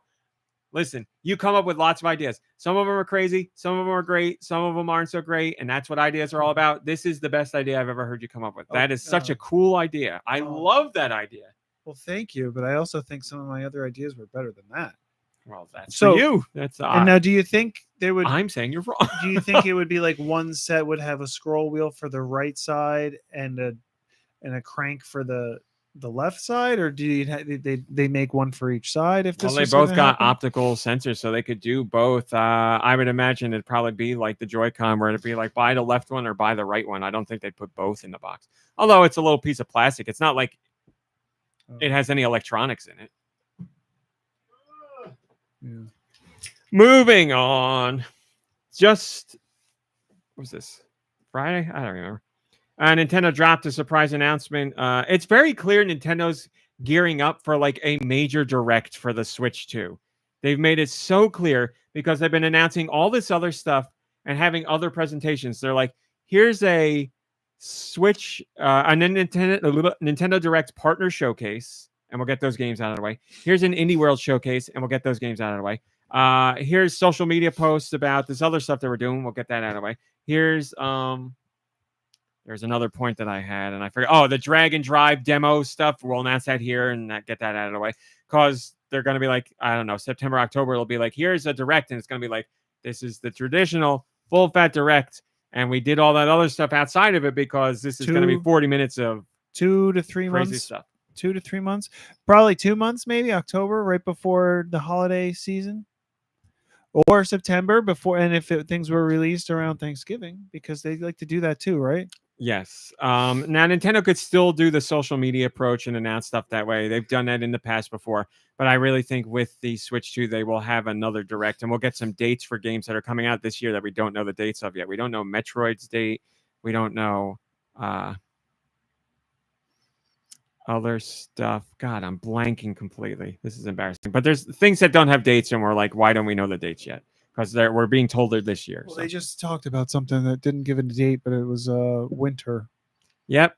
Yes, you're right. And you guys just talked We about were it last just week. talking about it, and I Yep. It was first party, wasn't it? Yeah. Hyrule. yes. Age of Imprisonment. Yes, not first party, but first party. Mm-hmm. Anyway, so another one of these random announcements that Nintendo dropped out of nowhere is My Mario. It's a whole new product line, and it's also there's a new app called Hello Mario. I can't believe it's called Hello Mario. I know Nintendo has to know about that meme. They don't care, obviously. It's not like it's a bad meme. Hello Mario meme. Let's see. Here's my brother Luigi now to tell you a whole heap of a spaghetti pile of information. Hello, Mario. That's Luigi's voice. Wow. So Hello Mario will no longer be just a meme. It will be something else, but we'll get into all this. They grew up in different households, I yes, suppose. clearly. The My Mario series of products was announced. These are designed for young children and their parents to enjoy together. It's a toy-oriented line. It launches August 26th. It will be available at Nintendo Tokyo, Nintendo Osaka, and Nintendo Kyoto. There will be more items released in 2026. We haven't heard about the worldwide launch yet. So as far as we know, there isn't one, but there will be one, and we'll get this stuff at some point. The lineup includes woodblock sets featuring characters like Mario and Luigi that also function as amiibo. That's really cool. So it's just like wooden, old school toys that kids can play with, like little babies, but they're also amiibo that you can use on your Switch or your Switch 2. The Hello Mario board book. It's a book with interactive pages.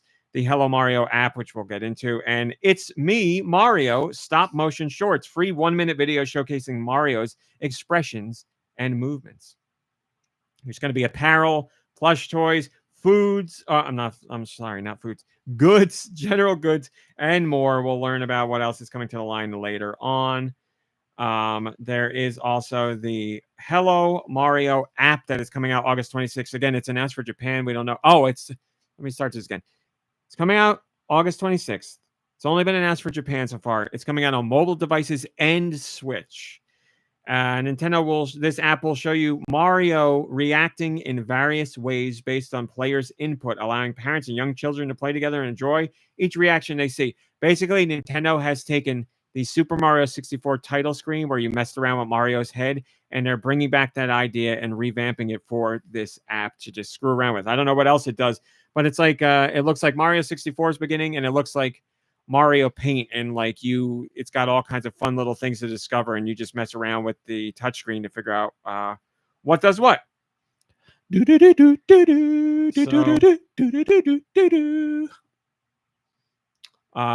title screen or the menu selection from Super Mario 64. I couldn't think of Yeah. I don't know how it goes. No, like what you're doing. Was I doing it right? It's the menu select. That's on pitch. I've been thinking about this a lot lately. I'm going to say this. I mean this with no offense, and it has nothing to do with you specifically. It's everybody. I hear, like, you were playing some game song the other day when we popped into Fortnite, and I heard 2 seconds, and I was like, Streets of Rage 4. It's the weather. If anybody does any song from any game, and they are not perfectly in pitch, it's like I've never heard the song in my life. Like, I'm like, I don't even know what you're doing. I just can't. Like, when you were doing that, I was like, what is that? And then I had to take a second to get to it. And I'm like, oh, that's it. Like, it's a me thing. It's like it's a song I've never heard in my life before. I don't know. That makes what sense, is. though. I mean, it's because you're technically hearing not the correct version of the song, so it's. I don't think still that's think weird. I should be able to. Like, it's not like yours was far off or anything. I got it. Obviously, it's just I don't know. But anyway, there's that Mario stuff, and no announcement for the rest of the world yet. But it'll show up. We know it's coming. Zeldude says that's very cute. I can see my 3-year-old nephew loving this. Lube actually texted me. And he said his wife sent him that stuff when it was announced and was like, I'm so sad that our kids aren't kids anymore because I'd love to get them these toys. And he's like, well, we could still get them. And she was like, actually, yes. So I guess if they're brought out here, they're going to get some of them. But yeah, I would like to have some of them just because I think they'd be cool, like collectible art pieces. Moving on very quickly, Nintendo stock once again hit a brand new all-time high. So that's all that needs to be said about that. But based on their latest financial results and the success of the Switch 2, they just keep climbing higher and higher. So Nintendo is doomed. Now let's go to North American releases. Let me tell you. What do we get this week? I'll tell you. We'll start with Switch. Going somewhere? Action Pack 2. Arcade Archives Field Day. Birthday of Horrors. Buried Alive, Breathless Rescue, and Whittingham Asylum, The Investigation. 2 games in 1 download pack. Case Records, Fear of Abduction. Cats on Duty. Cozy Cooking, Tiny Tastes. Cats on Duty. Yeah. Death Kid, and There's a Gun in the Office. That's weird. A bundle. Demon Slayer, The Hinokami Chronicles 2. That is the sequel available right now. Debug Deadline. Drakkar Crew. Dreaming in Cherry Blossoms. I Fall in Love with You. The PC 8801 Mark II version of Zack Precious Package, The Tower of Gazel. Fate Hollow Ataraxia Remastered. Fae Falling. Fruit Bus. Gradius Origins. You, buddy. You got to play that. I want to say Life Force is in there, but I'm not sure. Oh, yeah, I think we talked about But you got to play it. I want to talk to you more about that later. Harvest Moon Skytree Village. Harvest Moon The Lost Valley. Hit Spin Watermelon Party. The Jalico Famicom version of Psyche World 2. The Demon God of Heaven. And Wampum. Both of those Famicom games in 1 digital download from Jalico. This isn't Or really Jalico. related to anything. Okay, I'm game. But I am really struggling with picking out good watermelons these days. Talk to Mom Brain. She was just talking about everybody, like, there's all these people with this. It's the tips. butthole. You got to look at the butthole. Yeah, it's that, and then there's also people who are like, Tap it. look at the Stripe. the stripe, the stripe width, the stripe pattern, the veins, the where it sat on the ground, the butthole. Like, Well, I always say with everything, it's about the butthole. I got 2 like small watermelons from Costco, and I tried again. Like it went well the last time, and then this time I got 2, and they were like 2 small ones. We got and it that was cinnamon so sugar butter loaf in there. Go get yourself a slice from Costco. good. Magic Brick, Mortal Glory 2, Motenai Ghost, Mystery Hotel Hidden Objects, Pocket Hero, Pro Virtual Racing, Radiant Guardians of Light, Ritual of Raven, Slope Crashers, That's it, sloppy crashers. Smashy Cannon, Sneaky Claws, The Edge of Allegoria. Ooh, a game where you edge? I'm in. The House of the Dead 2 Remake, Tori Saturn, Twin Fighters X, Windborne Wings of Fate, and Zoo Parasite. Perfect timing on the Good music. timing. If I didn't interrupt, we would No, have it had worked too out much time. perfectly. Yeah, you're right. Oops. Why did that start again? Did I do this? All right, the North American Okay. releases. What are the next European masterpieces? Let's find out with Nicky's sweet releases. And now I will pee-pee. Thank you, Josh Grobot. It's been a long time. Let's see if I can still read. Spoiler alert, I can't. This is for the week of August 7th in Europe, the year of our Lord 2025. We're like 2/3 through the year, folks. So this is coming out for Switch 2. I'm going to separate these. I don't remember how... What's his face? Raw Meat just did it. But Apex Legends coming for the Switch 2. And for the Switch, and I guess you could also play it on Switch 2, these games that I'm about to read down the list. It's a long one. Airjet Fighter Sky Assault, Alien Breakout, Anime Girls Summer Vacay. That's one thing that we were missing from the Indie Developer Showcase. There's no Anime Girls hentai games that were announced. I'm a little upset by that. As the hentai correspondent, you should be. I thought I was removed from that. I don't remember. I don't do work for the show. Once a For this hentai podcast. correspondent, always a hentai correspondent. Copy that. Ants Empire Colony. The aquarium does not dance. Cats on Duty. Cloudy Valley. Color Valley. The Lost Balloon Adventure. Cozy Cooking. Tiny Tastes. Crayon Classic. Oh, did you catch the Crayon Classic over on Sports Network the other day? I don't know. didn't. That just sounds like something, right? Anyway, cyber. I imagine this is cyber AI defense, but I'd like to think this is Cyber Al defense. Cyber. Hi, I'm Cyber Al. Nice to meet you. ASL. Debug Deadline. Demon Slayer. Kimetsu no Yaiba. The Hinakami Chronicles God. 2. What am I, Also, dude, just over a month away from that movie? I cannot wait. the Kinemitsama It's Mahaiba? just Oh, Demon Demon Slayer. Slayer, the Infinity Castle. Do also chime in if any of these names sound like terrible names, please. I listened to last week's Well, podcast. Maybe I should have started the podcast with my retraction, since I'm taking so much heat for No, not liking names. No, Well, it's all not right. about that. I enjoyed the conversation that was had in general, and Oh how my God, you got so much more to go. the idea of like nostalgia plays into things. And some of these games sound awful, but some of them sound good. Cozy Cooking, Well, Tiny Taste. I love it. you said that after Demon Slayer, and I think you were No. It's just that I remembered that I wanted to bring this up. because the middle part of that is just Japanese. So I was Oh, gonna say, really? That's not fair. Yeah. Dragon Knights Chronicle. I'm okay with it. The PC 8801 Mark II SR release of Zack. That's how you say that? Precious Package, The Tower of Gazel. Precious package makes me think of something. I don't know. What is it? Is it a Oh, baby? I think Is it Not where a I was going. MeUndies? The precious package in MeUndies. Now you're talking. Esophagize, Use code Any Austin. I don't know if Which- that's true. which it's from what you said last week. Esophagize are guys with long throats. Long They're ready to necks, take man. that precious package. That's Am I saying? right. Am I saying that right? Fate Hollow Ataraxia. Ataraxia. A little bit of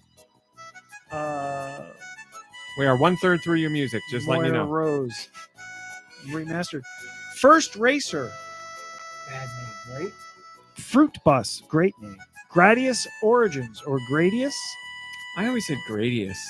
Gradius. I don't know if it The is. Harmony Chronicles Cat Out of the Bag Collector's Edition. That's probably the best name on this list. The House of the Dead 2 remake. Is this seat taken?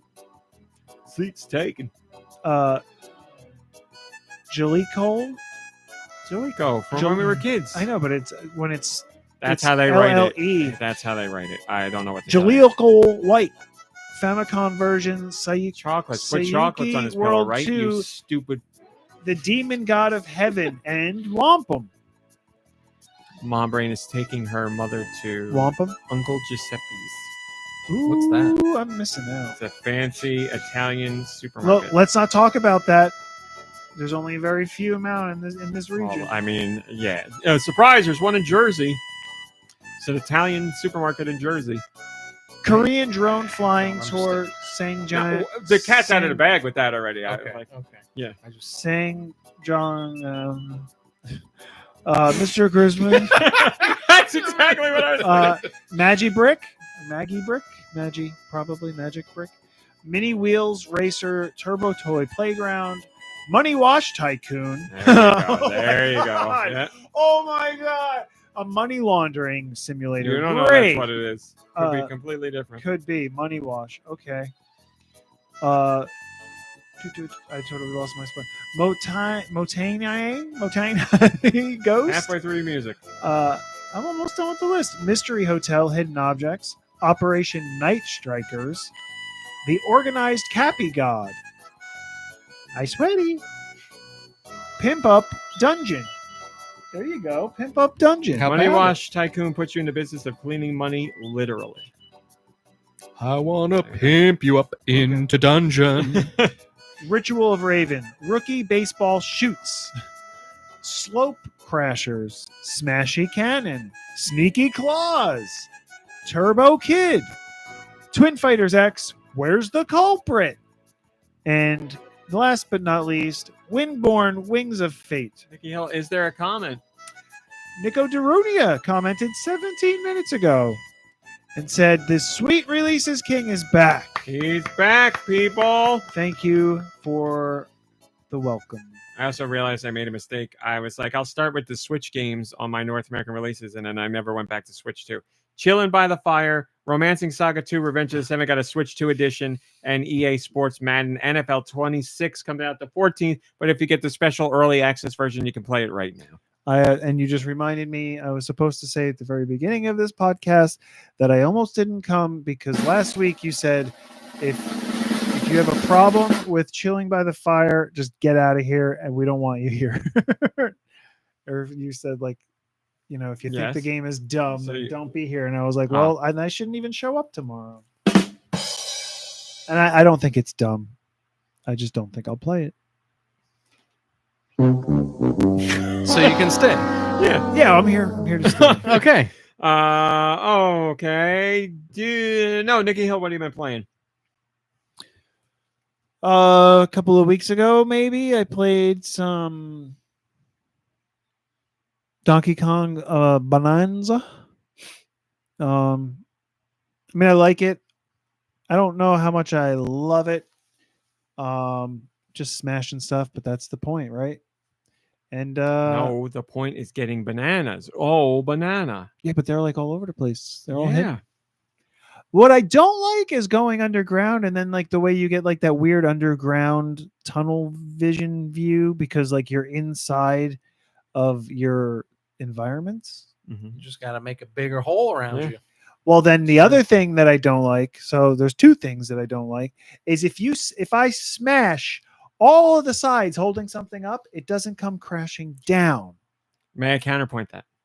Go for This it. giant monkey game is unrealistic. That's my counterpoint. I knew you would say It's a something like gorilla that. simulator. But let's have a little bit of physics in it, you know. It does. It has physics when you throw blobs and when If they that's stick what to you want, things and play Fortnite with us. We'll knock down entire things buildings fall. that way. It's all in the Listen, physics. unless you're gonna buy me a new modem or improve my internet, let's not even talk about it. Comcast It's so will give you upsetting. one. This is a very easily solvable problem. It's also more expensive that way. You can get one that's not expensive that comes with the price of your thing. Like that, it's already done. You can just Well, get I one. need somebody to call them. I'm Yeah, just call kidding. them I'll and call say them. my It's test. gonna be a while. Do this. You say test my modem speed, and they'll go, "Oh, you're not running at top speed because you don't have the latest modem." And they'll go, "You should get this one." And you go, "Give me the one that is given with my plan," and then that's what you'll get, and then it's over. I mean, my sister could do it too. She Hey, I used to live hardlined. that Didn't I life. hardline the last time I tried to play with you guys? I hardlined it directly in, and it was like even bad. You're telling us, did you? I don't know. I'm pretty sure I did. I think it was better wireless, which is wild. So When that's you what I hardwire. played. When you hardwire it, you got to go into the settings and switch it from. It Wi-Fi. was. I mean, it shows that I'm hardlined. Like it shows like a little. Yeah. Um. You hardwired and played on TV, right? Yeah. It'd be really funny if it like hardwired the dock and then took The switch off and played wireless. It's not working. I'm hardwired. I don't know what's going on here. I wouldn't put it past me. Some companies selling a dongle that you can plug into the Switch too I like that will let dongles. you play wired while handheld Ethernet. I was like, I guess some people really like playing handheld and want good internet. Sure. I mean, How is that? it's a USB-C dongle. You plug into the top, and then you plug your Ethernet cord into the top of that. But then you can play handheld but you'll while be tethered wired to internet. the wall. Yeah. You know, I'm sure there's people who would do that for whatever reason. I'm not going to say it's stupid because I'm sure there's a reason for it to exist. But You I might was like the grips or something. maybe you like playing handheld. Maybe your TV's in use for your family all the time, and you want to play Switch, and you need good internet, and your internet sucks if you're not wired. So yeah, there's uses for it. Yeah. But anyway, That's Donkey Kong Bonanza. You don't like it? It's not that anything I don't else? like it. I'm just I need Not to realistic enough. I need to play more of it. No, listen. If I tear through every wall, What I can kind I of say? expect the ceiling to fall. Donkey Kong Bonanza. He wants better physics. A little bit, yeah. Okay. Where are you at? I'm sitting in this room, your podcast room. I don't know. What do you mean you don't know? Where in the game are you? What are you doing? I think there's crystal characters, crystal people, that Blue puzzle pieces. puzzle. Okay, so It's like the you second layer are- down. Yeah, you're like in the sub layer. Yeah, it's like a big like grassy field. Hilltop and- zone. You basically like the whole game is just like one reason to just go crazy, right? Just like go smashing everything. Like I don't get there's like some puzzle things maybe. Well, that's what's funny is that there's like almost like I a don't know what to say. Breath of the Wild like temple style rooms almost or something. I said that to do. Yeah, little challenge zones.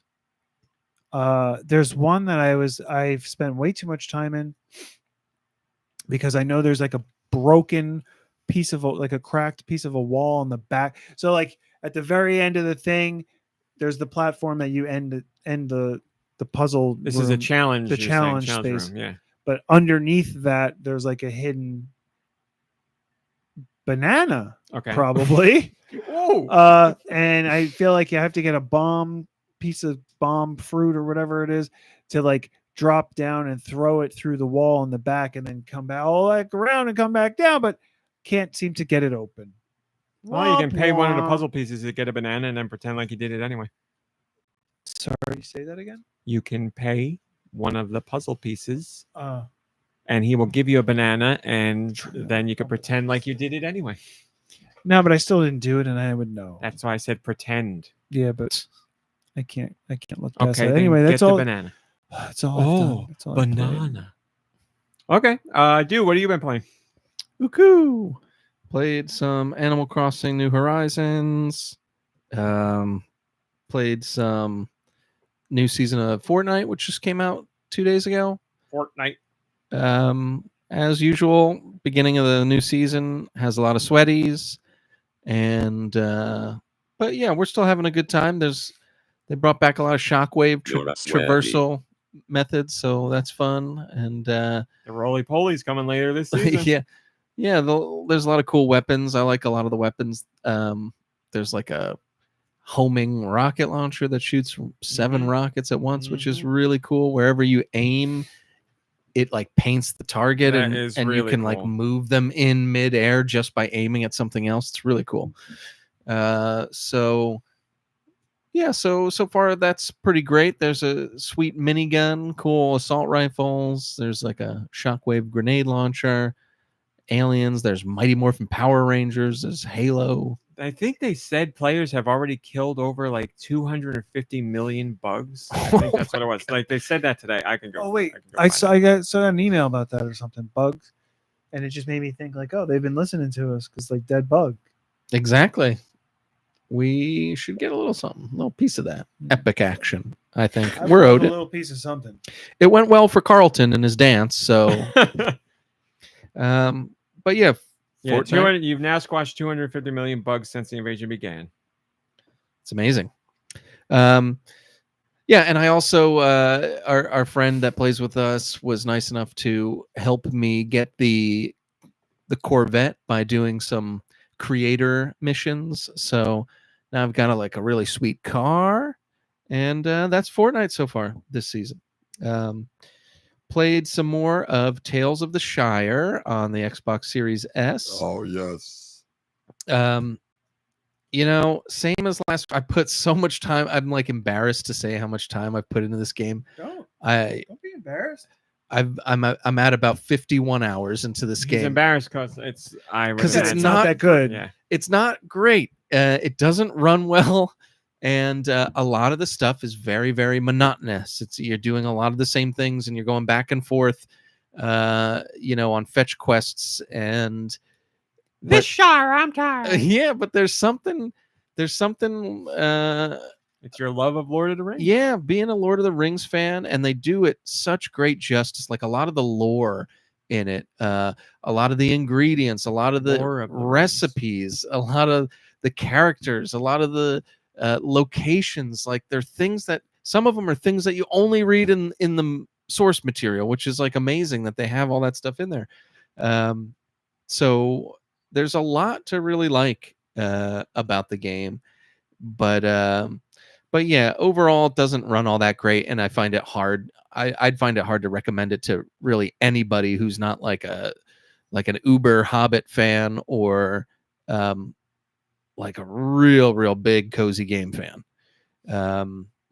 But yeah, there's a couple of other than that kind of stuff because I have been enjoying it. I've unlocked like every room in the house, which is cool, and I've been working on furnishing it out, and I finally unlocked the last bit of my garden, so now I've got the full wraparound garden around the Hobbit hole, and then there's even like a meadow that I get as well, which is right next door, so I can like put up like party decorations and So make the like whole point of it is just to exist. It's literally you're just a hobbit living in the Shire, and the main there's a few things like fishing, foraging, and stuff like that, but the main gameplay is cooking. You invite hobbits over to your house, and you cook for them based on what they like or what they're in the mood for. And I know it sounds so boring. It sounds boring. No, I'm not. But it's like it can be fun, and like each time you cook something that they like, their friendship level goes up, and if they level up, they give you stuff, or you get like an extra way of like an extra ingredient for cooking or an extra bowl for cooking that lets you do more things with more ingredients and or you get tasty an upgraded fishing rod, or you get like to open up parts of your house, and there's tons and tons of furniture. Like all that stuff is really great. I can't go in that room yet. I haven't reached level 14 chef. They do this thing where like you inherit the Hobbit hole, or you buy the Hobbit hole from this passed away old lady Hobbit, and she was old, so she blocked off most of her house and only lived in a certain part of it because it was easier for her, which doesn't make any sense to me. But it does. But like to like actually block off the parts, just don't use them. Like they're literally boarded up. So yeah, you unlock all that stuff, and that's what I found fun, like the leveling up of the relationships, the unlocking of the house and the garden, the lore, all that kind of stuff. The design of the Shire, I liked the art style. I thought it was really pretty. I wish the game ran better. And then my only other, well, there's a few, but like my other biggest issue, and it's not an issue, but like just when the story seems to be kind of picking up to like really get going, it ends, and that's like the end of the story. What Now the you still play, and you can focus more of your time on building the relationships and building up the clubs like fishing, foraging, cooking, and gardening. Go to the Hobbit Club. Yeah, it's kind of like that. So yeah, like I don't know, you're kind of working your way Back to you, babe. you're working your way to making the town a village. Like that's the goal of the mission, and it takes about two in-game seasons to do it. So by the end of fall, I was done with the storyline, and I've since played winter, spring, and now I'm in summer again. And it's been fine because, like I said, I'm having fun leveling up all my stuff. But I can see people getting like frustrated and bored, and like it's monotonous, it's repetitive, so it's not for everybody. Me, I'm having my fun with it, and I believe there's going to be a written review on GoNintendo by me at some point. I thought about that too. There will be one this week as long as I get my act together, and I will. So yeah, there'll be one this week. Yeah, I have this. You already wrote something? yeah, I already Yeah. wrote it up. Did you know about this? yes, I did. Yeah, and yeah, I would say. And then the only other thing, I mentioned it last week real briefly, is there should be pipeweed, there should be beer, but other than that, no big deal. You do. It's an E for everyone game, so I get it. Do.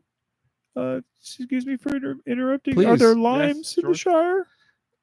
There aren't limes, but there are Oh. plenty of sour foods. I can make you something tart. If there's no limes, just throw me into the fires of Mordor. Wow. Well, Is that what they say? I that don't know. is what they say, yes. So, well, George, we'll have to do that if you do come to visit.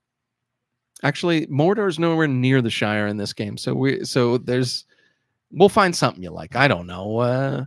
There are lemons. I don't know why they're not limes. Oh, I know that was almost worse. That was almost worse even telling me that. So I've scaled back my gaming with Tales of the Shire, and now I'm doing it. The past couple of days I've been doing it kind of like I'm doing Animal Crossing, where I just kind of play a day in game for like 30 minutes and then I save it. I'm It's just new though. the game. Yeah, it just came So out like like there maybe do updates. Maybe you think? there better be updates. I mean, I don't know. Like the damage is done. Like the reviews are in the toilet as far as I know, and like a lot of people are really upset that it doesn't run well, and a lot of Lord of the Rings fans are like PO'd because it's they want the Middle Earth content we deserve, and this isn't what we deserve. It's like Jesus. So I don't know, man. Like Remember, be a fan of something, but never be part of the fandom. yeah, exactly. So and is Rocky's wife there, Talia? that took me way too long to get. Yeah, as it should. It no. was awful. Talia Shire. No, but that would be good. That would be good. So yeah, I'm gonna keep chipping away at that. I'm almost at level 10, which is the highest level friendship with all the hobbits that you can be. There's probably like 4 left that I need to befriend to that point, and then I'm level 5 on all the clubs, which is the highest level with the exception of foraging and cooking. So soon I will be the perfect hobbit. But anyways, moving on from that. Thanks for listening to that. Yeah, exactly. I played UFO 50. So UFO 50 was released. I got really excited and downloaded it immediately. and I wanted to play Night Manor on there, which I believe is game number 42, because when Kirby was here back when we were playing it on your PC, RMC, we were watching him play, and it was really great. And we had one of those old school experiences with video games that you don't get very much these days, where you're all sitting in the same room and you're like helping each other figure out the puzzles. And so I had to know what was going to happen in the rest of Night Manor, so I jumped into it and just like devoured it. I could not, and I don't even like games like that. I don't even know why. I don't like point and click games like that. This game spoke to me, and it's just one game out of 50. I didn't even play the others. I beat Night Manor eventually, got the best ending that I could, and I thought about playing it again because there's an even better ending that I could have gotten. And this is like one little game. Sorry, can you repeat what everything Night Manor is? It's a point and click game. Okay, no, Yeah. that's all. I guess. Is Point it and click horror scary? game. Oh, Point and It's click horror scary, game. like- Horror game. Yeah. I mean, it's pretty Horror scary themed. I considering can't play this by myself. Yeah, Like, you could. it's a Super Nintendo like game, it's Are not that's there- how are scary there it barking gets, but, dogs like, in the NES. game? NES. Huh? barking dogs ever? I could play with I my don't dog in the remember a room. barking maybe? dog. there's not in that game. You Like never? I was saying, Deux and I were having a conversation about this. I will forever say that a game that is visually, uses a unique art style or an old school art style, to me will be always scarier than something that's realistic that tries to be scary, because I think when your mind has to fill in the gaps, it makes it that much more Yeah. uncomfortable or disconcerting. Whereas Well, when for you me, get something it's realistic, the after image, where like, I'm 99% sure there's no one in my house, but that 1%, after image of a creepy you thing take that 1%. that, then I start visualizing things or whatever. I hear one creak in the stairs, and I start thinking, Well, why don't after the podcast you play it here and we'll watch you? perhaps. Whoa, we got a perhaps. I'll take it. I mean, I'd like to get something to eat or something. But We could do both. Just like that girl said in that commercial, for the taco shells. Soft shell or hard shell. Why not both? It's a big Well, meme. You know it. It's I am hungry. hugely popular. Oh, Anyway, you Sorry. were playing Night UFO Manor. 50. You got your endings, and yes. Yeah, I don't know what to play next because I'm worried that none of them are gonna like live up to as much fun as I had in Night Manor. But You'll be fine. yeah, like I just wanted more of Night Manor, and I was like, but there's so many other. If you're speaking of genres of games that you thought you weren't interested in or think you wouldn't be interested in, this is a terrible sell. I think you should try Party House, because Party House is the kind of game that I would never be interested in. And Austin, when he was here, decided to play that one. And I was enthralled watching him play that. And we were having such great conversations, figuring out the game as we went, and like throwing the perfect party. And it was so eye-opening for me, because I was like, if I was on my own, I would never play this kind of game. I'd be scared of it or frustrated by it or be like, nope, not for me. And I watched him play, and I was like, this was so much fun watching somebody try and plan a party to get the right amount of people at the party. I think you could really get sucked into that one. That's interesting that you said that, because first thing I did after beating Night Manor was Google UFO 50 games ranked, and Party House was number 1 on most of the lists. It's filled with different scenarios too. So like, even if you beat the main scenario, there's like a thing in there that gives you different scenarios for now you need these kind of people at the party, or now you need this thing at the party. Like, it's got a lot of replay value in it too. So when Austin played that one, I want to say for like over at least close to 3 hours, where we were just playing that one game while he was playing, and we were bull shoveling about it. And he didn't come close to doing everything that was in the game. I was like, my God, I'm glad you're here playing this, because I would have never, I would have popped into it and been like, I'll learn this later. It's way too much for me, and probably never gotten around to it. But seeing him play it, I was like, this is phenomenal. And we went through the same thing where people were ranking games. And back then the game was new. So I was on Reddit, and people were like, Party House. Don't ignore Party House. It's one of the best ones in here. So it's like Party House, the weird controls one, the one that I love that I can't remember Mooncat? it. Yes. Oh, love that Yeah, one. Mooncat was up high on the list. The one Morthal was that high on the list. Kirby played with Morthal. it was basically like marbles or pogs where the things were bouncing into Isn't each that other. Morthal? It was like isn't it Mortal? And that's the guy that I was playing that one today. Oh, I was playing okay. Mortal today. the one where it's like a medieval battle game, but you play with like a pinball or something, right? Or You're like circular tokens that like bounce into that's each right. other. It was like air hockey almost kind of thing. Yes, air hockey. Perfect. Yeah, that was fun too, watching Kirby play that. Yeah. And then there's another one that was high on the list too.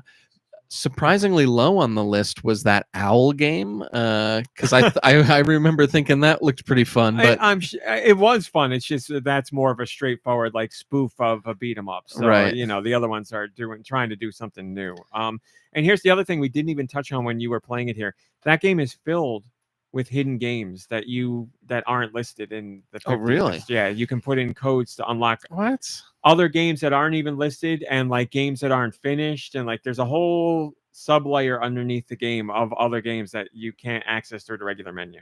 Man, and was it just one guy that made all this, or he had a team? Right? He had a team, but it's a very small team. I'm gonna say I don't know why the number 7 sticks in my mind, but it was a very 7 to 12 people, like a very very small team. I don't know. And like I said, it took them over 7 years. Incredible. I'm really excited to try out some new stuff. I just don't know where to go from here, but like the love and care that was put into just the one game that I played was 6 amazing. developers. That's it. 6. Incredible. Like I'd love to know. I don't know. It's just it's really something. Like the art style in Night Manor and the music. Yeah. It's like not something I want to listen to in the car, but like it's perfect, and it's got those NES noises that are scary. Like they're not scary noises, but in the context, they're scary as hell. Mm-hmm.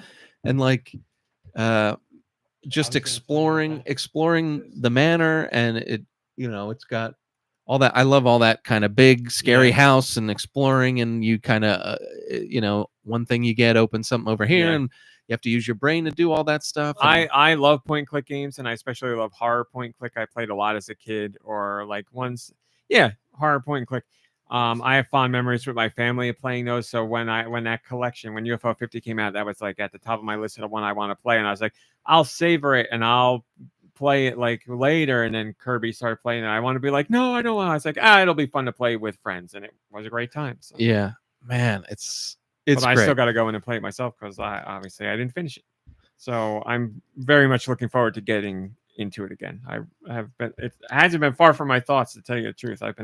It's been banging around in the back of my mind ever since we played it. So, well, I'm glad you played. So 1, and you're done with 1. Yeah, I'm done with 1, and I don't know. I just had to do it. But you know about the secret like golden clear on every game?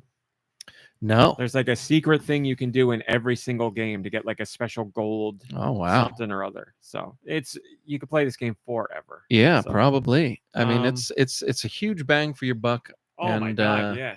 I couldn't buy it fast enough. It just how much? It's perfect. 25. 25, yeah. It's like I don't know. 25? 20? 25. $2 a game. 25, yeah. I'm the kind of person who would get like, even if I got like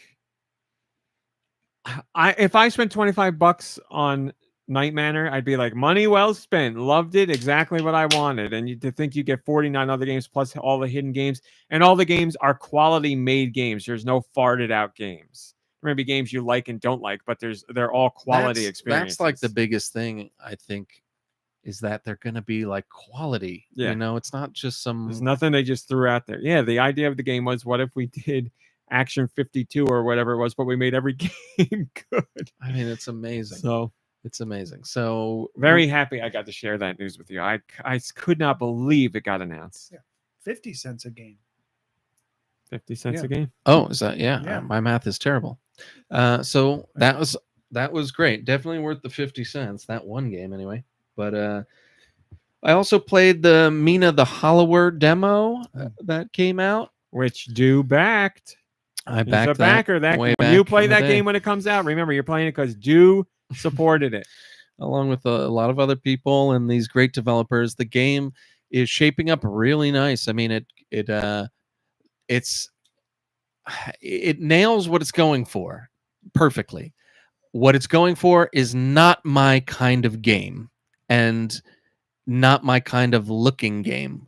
It's also not But- your kind of game in general. You're saying It's my kind. It's so difficult, man. it's classic I'm- Zelda. I'm I mean, having it's definitely more difficult. Than such classic difficulty with it, not being able to attack diagonally and not being able to dodge or roll or move quickly in any way is murdering me. I thought if you have the choice of the 3 weapons. I thought if you took the big hammer, it came with a dodge roll. I guess I should have read those, Yes, but you should have. I'm pretty sure it says that has a dodge roll. again, probably should have read what's on the screen. I chose the ball and chain. I figured that So I went with. I figured that would get me some So distance. you got married in the game? Oh! But yeah, so it's a really exciting. I guess I should just tell, like, the game is like a throwback to what Game Boy Color.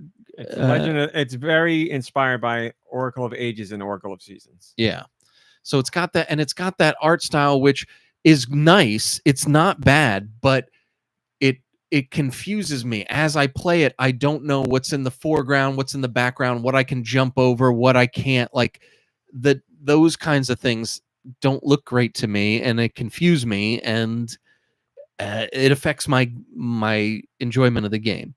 But there's a lot of really great things you can do that I don't know, like you dig under things You're a quickly hollower. and pop up with boulders and throw them at things, and you fight. You got different types of weapons that you That can is choose from. Very satisfying when you dig under the ground and pop up underneath a boulder and throw it at an enemy.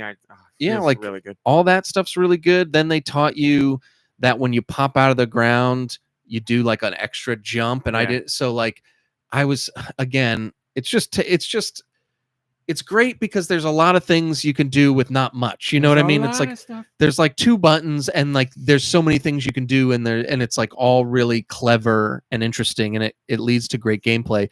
All I could think of was RMC's gonna love this, because like I was finding it so difficult, and when I would do it, it would feel good, and I would be like, RMC's gonna love this, and it's just too frustrating for me. I must have fought that boss, that sub boss, even I haven't 20 gotten, times. I haven't gotten to a sub boss yet. Oh my god! And it's just because like you can't slash diagonal, and you can't move quickly, or apparently you can if you just pay attention. So, Yeah, but I'm sure you gain that ability to like roll or whatever, or dash, whatever it is. I wouldn't say that. I don't know. I don't know if you do. No, but like if that is a perk of having one weapon, I feel like it's going to take away something from another thing. You know what I mean? Yeah, like you have if to they all pick have it- their the pros hammer and does cons. have the dodge roll, then you get that, yes, but I imagine the hammer is slower, where he went with the Right. ball and chain, which gives you range certainly, but then you don't have a dodge roll. I'm gonna try and find out if it does have a dodge. but yeah, there was like a lot of excitement around the set piece of the demo. I don't want to give anything away, but like it was really exciting, and I was kind of interested in that because it was like all this action was happening, and it was really intense, and yet it looks like a Nintendo game. So I don't know, it was pretty good. So I thought that was impressive. I think the music's really impressive, and like I said, the gameplay and like what you can do, it's all very clever. It's all really good. If you like old school Zelda games, I think you're really gonna like it. There's a few things that are bothering me about it, but it's not going to stop me from playing it, not at all. And that's what I think of that. News goes. And then I need to tell everybody that I was thinking about last week and the whole name thing, and yes, we did eventually come to the point where I admitted that There is a dodge roll with the hammer. I'm watching it right Cool. now. So we got to a point where I admitted that it's irrational of me to get so upset about these names and like the names that I like from my childhood. It's clearly because they've just been with me my whole life. And if you really break them down, you could say any name is stupid or any name is fine. So we got to that point at the end of last week. But I do want to say that I apologize to any Elliots out there. Here's the thing. I don't hate the name at all. I actually like the name Elliot. I know someone personally. Now, you shouldn't do this, but like I know someone personally named Elliot, and he's one of those give you the shirt off your back kind of guys, like really great guy. And when I think of the name Elliot, I think of a really good person. So I think I'm gonna put Deux' friend in the Discord right now, so you guys. This ought to be funny. Might be a game guru, but son of a bitch. Regardless, I went and I played the demo for The Adventures of Elliot Millennium Tales, and I'm not being funny. I'm not trying to be funny. I love Elliot. I love the name. I love the game. Oh, yes! I love this. I love the game so much. I can't wait to buy it day one. And while I was running around, I was like, this is Elliot's adventure, and I love it. And I'm not trying to be funny. I swear. I know it's nuts. It's in my own head. I'm a psycho. I'm crazy. I'm not trying to like placate to anybody or whatever. This is exactly what I thought. I was playing it. I was having a ball. And I thought the same, everything you said last week, RMC, because I re-listened to the podcast, is exactly how I feel, right down to Faye's voice. Everything you said was perfect. And like, there was a couple of like Elliot Stabler. 95% of Faye I hated, but every time she would be like, "You're great, Elliot. You can do it, Elliot." I was like, "This is amazing." I don't know why. And you have the best name. I know it sounds like I'm being funny. No. I cannot wait. I scoured this game. I played the crap out of it. I love how it looks. I love how it plays. Like I said, that I'm a little apprehensive that there's going to be like too much story and talking parts, because I don't think I'm going to enjoy that as much. But the gameplay itself is great, and the music is amazing. The look of it is awesome. It runs great. It plays great. It has that thing that you love that I now love too, where when you gonna hit an enemy, it like pauses and does that dramatic kind of, feels really good. Like all that is great. And it's got like kind of like shrine, like challenge shrines too, and all of that stuff. So it's 2D, 3D, 3D. HD 2D. HD 2D looks great. And so I don't know. I'm ashamed that I didn't give it a better chance. It happens to me a lot when I'll like be in the wrong mindset and try to play something or watch something, and it just doesn't click at the moment. And I'm hopefully mature enough these days to know, all right, I'm just not in the mood today. It doesn't mean that that's it and it's off the table. And I've gone back to a bunch of things and I've not regretted it. This is certainly one that I don't regret going back to. Yeah, if you're a Zelda fan, I'd say if you're a Zelda fan, even more so, you'll like this one better than Mina the Hollower. If you're an Elliot fan, it's all in. Go all in. I mean, this has the difficulty that I would associate with a Legend of Zelda. Yeah, it's not. I would say it's not difficult. That's not a knock against it. It's just not. And difficult. that's right up my alley. I can't do too much challenge, but yeah. So absolutely love it. I love the title too. I love the character. I was thinking, I mean, this is too crazy and too dumb and maybe too far out, but I was playing it and I was like, this could be like the next Zelda. Like this could be like they could have the Adventures of Elliot 2 and I would play it and I would love it. Like I want more of this. They've done multiple Octopaths, so if this sells well, yeah, I'm sure there are more adventures for Elliot in his future. Yeah, and like I don't know. I loved it. I was almost in tears while playing it because I liked it so much, and I was thinking about how irrational I was last week. Now, most of you know that yes, my irrationality does come from a real place, but when I'm on the podcast, usually I'm like kind of turning up the dial a little bit for funny reasons, but like it's never as funny as I think it's going to be. It's usually just like mean. So, as long as you realize that a little bit about my personality, which I guess you two do. But yeah, I almost had a tear in my eye. I was enjoying myself so much. And when it ended, I was like, I can't wait to play more. Like, I wish I could play more right now. Like, no, I don't want this to end. And it is a big Zelda ripoff, but in the best ways. Like even that like the end of the demo, it's like what you do there is like totally out of every Zelda game ever. And I was just like, I don't care. I don't even care. It does it so well. Well, I think Square Enix is like, Nintendo doesn't really make traditional Zeldas anymore. You get Echoes of Wisdom, which has some elements of traditional Zelda, but just a straightforward, old school traditional Zelda, that's not happening anymore. And Square's like, well, with the HD 2D, maybe there's a window to do that kind of thing again. So they're doing it, and I'm there for it without a doubt. Yeah, it's great. It's cool to have that and Mina the Hollower, and it's kind of like two very similar Zelda likes, but they both are their own thing, their own part of the Zelda universe, if you want to take it that far.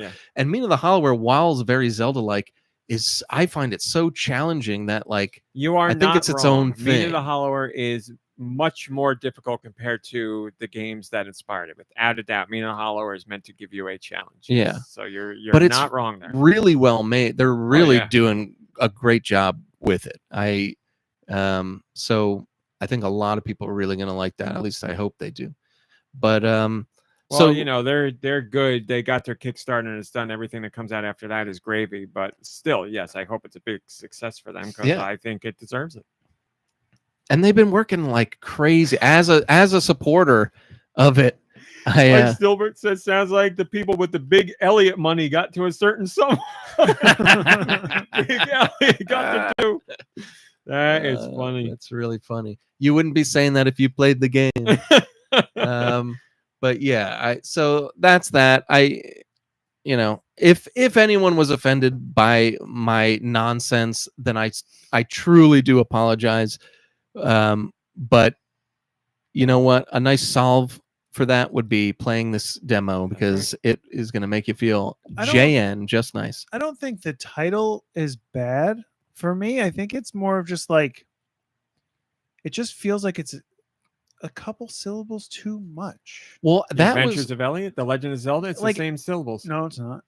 Adventures, no, it's not. It's one less. I can The Adventures of Elliott. Oh yeah.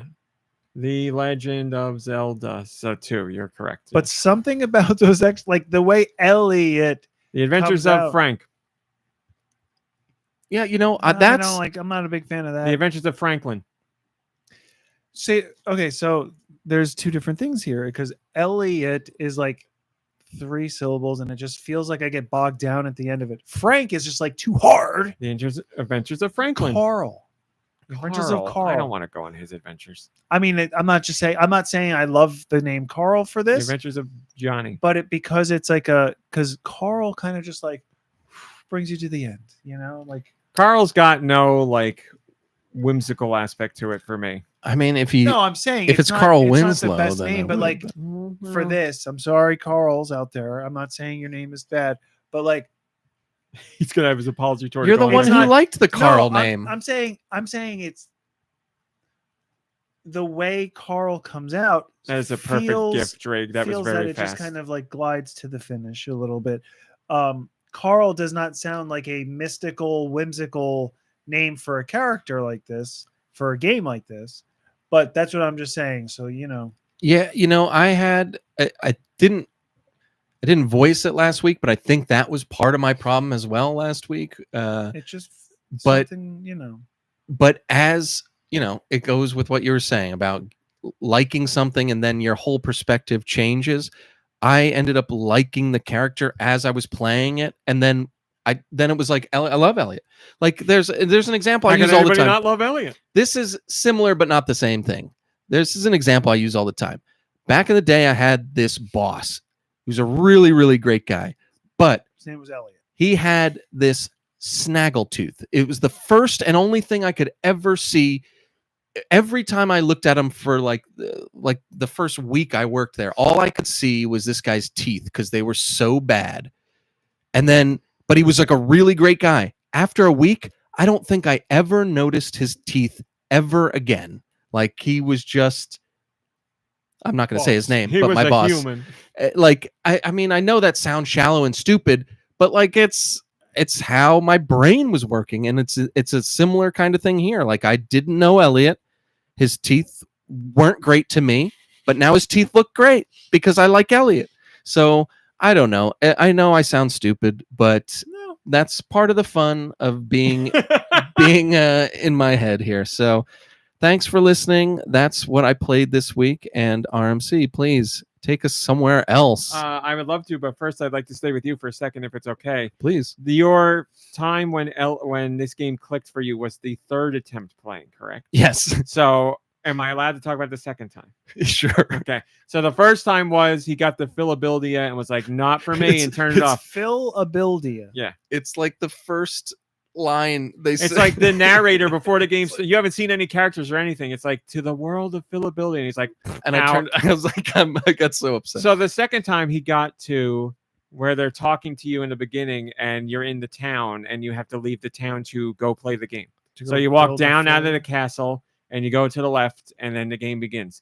He, I guess, didn't want to do that or couldn't find his way out of the town and was like, I'm done. I went right. No, so here's what happened. So like I played the second time and the king wouldn't shut up. And like I wasn't interested and like I just wanted to play the game. So I was in the wrong mindset from the start. So I was all bent out of shape, skipping this like long dialogue scene. And I skipped the part which I noticed on the third, because in the third time I played, the guy was like, he goes, go left. Did you play this? No, but I could just imagine if you're. I don't. How am I know. supposed to know any of this stuff? The hammer lets me dodge, and the king tells me where to go. Like I try to read things, and I miss stuff all the time. I cannot imagine experiencing anything, playing a game where information is given to you and just be like, skip it. You mentioned it last week. But it's a demo. I just wanted to play the fun part. I get it, but you also do that when you actually play games too, don't you? Not all the time. I read. I've been reading. But like last week, I think it was, you were talking about a cutscene, and you like skip cutscenes and stuff. Or no, you said. Well, yeah, I was talking about Diablo 4, and you just prefer to just skip the cutscene because you don't want to deal with it. But like, I feel like there's that depends on there. That depends on the game. It's that was quite a flippant comment. Plus nowadays, but I've watched you. I've sat here and watched you play games where you just. And then you sat, and then you're like, well, because I don't want to bore. I don't want to bore anybody. But yes, I do that, and that's how I erased 2 of your games. Like, I mean, yes, we know that's a problem. Also, on your own, like even if you want to skip through dialogue or whatever, that's fine because we live in the age of the internet. If you were like, God damn it, how do I just get to the? You could just go online real quick and be like, go to the left, and be like, thank God if the game only told me, which is a whole different argument. But then you would know. You could. But also, I do have to go back and acknowledge you said earlier when maybe we're even on the podcast at the time that reading is what puts you to sleep. So I understand. Yeah, if you're playing a game, you don't want to start reading something and fall asleep. That's true. And if I read during the day, I'm usually good. But all my reading happens like when I'm in bed at night, and that's a mistake. Listen, all that really matters is you went back the third time and it clicked. Third time's a charm, and it worked out for you. And now you're a fan. So well, it's just so funny because like I started playing the third time through, and I was like, okay, just go to the left, like play the game, give it a chance. You like after being such a D-bag, like the game deserves like you playing it a fair shake.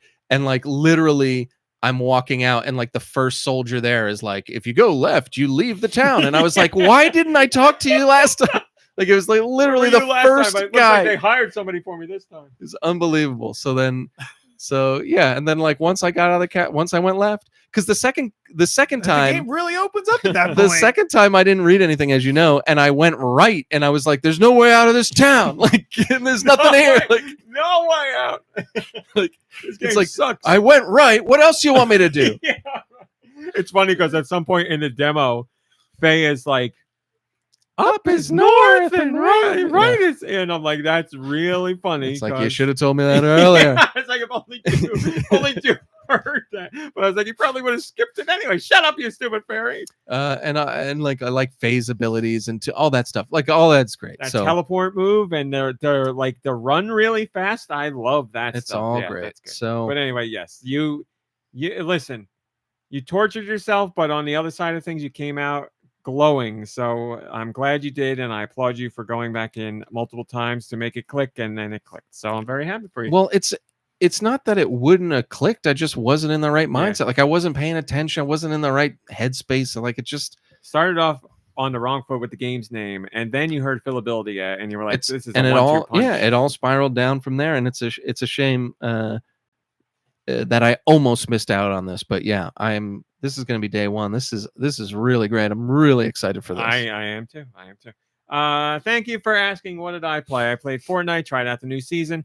I'm a big fan of the vast majority of the new weapons in this season. Like Dude was saying, a rocket launcher with the ability to trace somebody with like the laser sight and have the rockets go where you're aiming as they fly. That's really cool.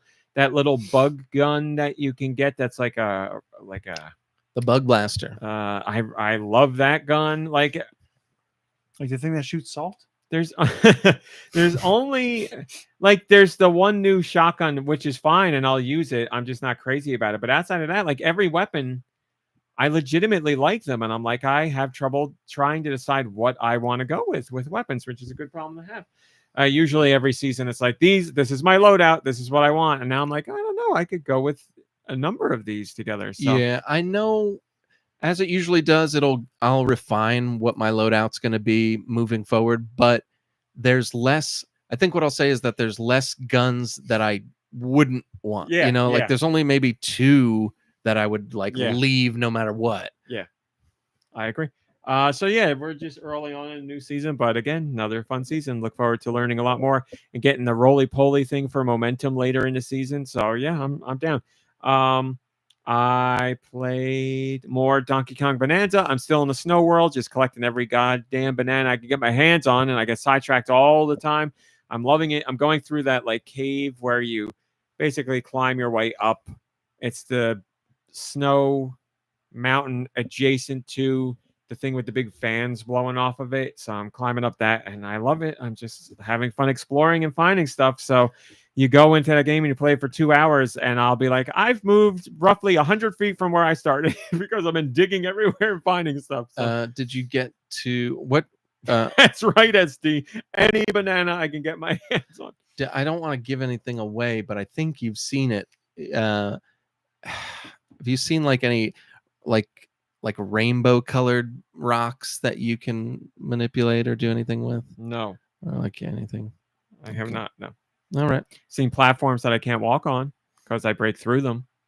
And I got to have a transformation to walk on them. But you haven't found any rocks that will like when you pick them up. That's all I'm gonna say. Nothing crazy. Okay. No, not Well that I then, can think man, you're really taking your time. Enjoy it, baby. I'm 'cause doing, yeah, I'm 100%ing every layer before I go to the next, without a doubt. Yeah, I'm really, like I said, I get sidetracked all the time. I'll see one banana, and then there's others that pop up when I slam the ground, and then there's a challenge thing over here, and yeah, I'm just, I couldn't stop playing, man. Like it's just the gameplay was fun and one thing led to another, Yeah. one right after another. I just Yeah. could not stop playing. yeah, it's great. So I'm still having tons of fun with that. Got plenty of it ahead of me.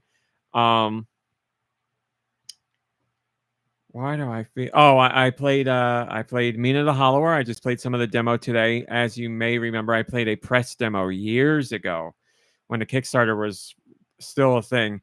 This demo is brand new. I only played a little bit because I haven't had time.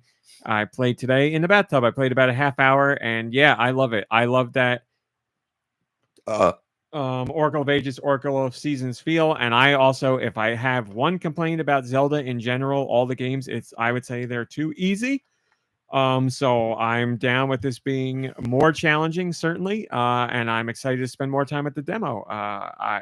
That's a day one purchase for me, easy, 100%, no questions asked. But I'll have more complete thoughts once I do the demo. Like I said, I went with the ball and chain as Deux did, and I like that weapon, but I do want to try out the other weapons. So I'll have more on that next week. Also, I played UFO 50 because you guys have heard me sing the praises of that game so much since it came out on the PC, and I am beyond ecstatic that it's out on the Switch.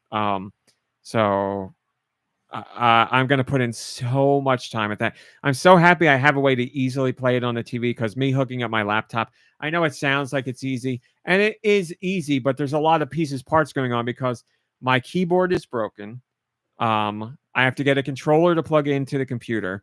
There's another part. I have to find a place to put the laptop and set it up, and the controller has to be wired, and it's just a lot of things that aren't. You think about if every time you were going to play whatever your Switch 2 or your Xbox, you had to set it up every single time. You'd be like, this is kind of a pain in the butt. Plus, I associate my laptop with work, so I want to get away from the laptop. But I still put in a ton of time with UFO 50 there. But I'm so excited to have just put it on the Switch, play it, and go. Plus, it belongs on the Switch. It feels, I would say it feels right there. It feels right. One of the developers said he said something along the lines of, I finally achieved my goal of putting out a game that is available on a Nintendo system. It's this is something, I dreamt of as a kid, and now I finally made it happen. They do? Well, it's 6 developers, but Derek Yu is the main developer. He's the Spelunky guy, so a guy that makes hit after hit. And as I said, the game rushed right to number 1 on the Switch eShop. So good for you, Switch owners. You know a good game when you see one, or in this case, 50 games. That's amazing. Are you surprised? I'm surprised it. That's pretty surprising. I'm kind of surprised it went to number 1. I didn't think it'd be number 1. I thought it'd be up there, top 5. I'm shocked that it took down first-party Nintendo titles like Super Mario Party, Jamboree, Bonus, whatever, Jamboree TV, and Mario Kart. Pricing is a great example, yeah. But still, I was shocked. It's not going to stay there. Probably a day or two, it'll drop down. But to debut at number 1, that's killer. That's really good. So it shows that potentially Nintendo fans are really into that idea for a game, which is not surprising at all. It also shows that people were potentially waiting for it to come to a platform before they bought it, which is great. And I wrote about it on Patreon. So many people were like, I bought the physical version right away. They were like, I locked in that physical purchase, and it sucks I got to wait until February, but they were like, I want a physical version of this game. So for the Switch? Wait, I didn't know about this. It's still available. Fan Gamer. It's not limited run. It is Fan Gamer. Listen, I think limited run is fine. I don't have any big issues with them. I do have complaints. When it comes to physical games, I prefer Fan Gamer. Fan Gamer, I think they take a much more laser-focused approach on the games they are going to do physically because they really enjoy those games. And I think Fan Gamer does quality, really high-quality stuff. Not that limited run games doesn't. But Fan Gamer much more picks and chooses very meticulously what they want to put out physically. And I think that's a great pairing between those two. And I have other UFO 50 merch up there right now. So it's cool. You get a bunch with it. Looks great. Get a really nice booklet with it. So I can see why it's the price that it is, but that's what held me back from going physical. 35? That's a great price. $10 more for a physical pack. Oh, I saw 59. Well, that's the deluxe. Might be the deluxe. Oh, okay. Yeah, well, I downloaded it anyway, so what are you gonna do? Comes out February. Yeah, like I said. I would be the kind. I'm gonna get the physical because I feel this is like a next level love for this game. I'm gonna get the physical, but I was like, I really don't mind. I bought the digital on Steam. I don't mind double dipping, triple dipping. So the standard edition comes with a promotional poster, a postcard print. There it is in the chat. A Kiss Cut sticker sheet, and a digital download code for a copy of the complete soundtrack. Yep. The deluxe. I listen to that soundtrack very comes frequently. with the 100 plus page companion guide. That book is really cool. 2 prints, 2 stickers, and then everything else. So the deluxe comes with the companion guide. Fan Gamer. That's $59. I can't say enough great things about them. I will say that they have reached out to work together with me on stuff for store, use our code and all that stuff. And I like them so much that I'm not doing it because I want to be able to talk about them freely without being like, he's only saying this because he's getting commission from them. So that shows my love for Fan Gamer. I think they're a fantastic company. Well, let's save that clip of you saying that right now, and then you're free to do whatever you want because everybody knows. So you'll only endorse companies you don't like? No, I don't want to endorse a company that that has like a special deal with me. Like I would, because I could say until I'm blue in the face that it doesn't impact my feelings, but there's going to be people who don't believe that. So I want to make sure that stays severed. You can not believe me, and that's your own loss. But I don't have any actual ties to the company. Like I don't get commission on any sales that I'm sending you guys. And I'm not saying everybody does that. There's plenty of people who do all that stuff, and I think they're legit, and their opinions are valid. It's just for me personally, I want that distinction. I don't know. Okay.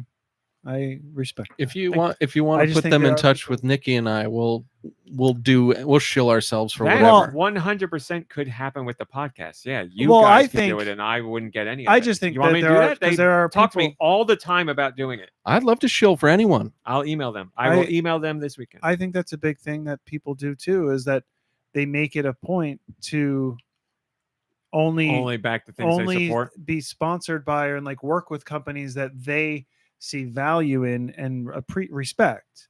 Yeah, no, I agree. Like I said, this is just the me thing. I'm not saying anybody that does any of this stuff is in the wrong or I don't trust them. I trust plenty of those Right. people. It's just for me, I don't like to have. I want to have a 100% clean, clear cut. But that's Would you not amazing. be allowed to criticize like I have constructively never worked criticize with something? Fangamer in that respect. I would imagine they wouldn't be like that. There are companies that are like, do not. They're like, if your review is going to say this, that, or the other thing, put your review out after the embargo. And then I'm like, well, then take your code back. So it happened not that long ago, to tell you the truth. But I would say more often than not, that doesn't happen. But there are companies that do that. So anyway, I played UFO Because 50. Deux and I are going to be honest. I didn't even talk about UFO 50. The way you said that makes me definitely believe you're going to be honest. I didn't even talk about playing UFO 50. I only played it a little bit today because I've been busy. But I went right to Mortal because Mortal, or it's Mortal. I really liked that game. It's the guy where you can turn him into a block, you can make him dart forward and have him turn into a platform, or you can explode him and you have a limited number of guys to get through each level. Oh, that's right. I played that one with you. And I love that one, but I never saw through to the end. I only made it to the third level before I was like, I've spent 4 hours on this. Let me see another game in here.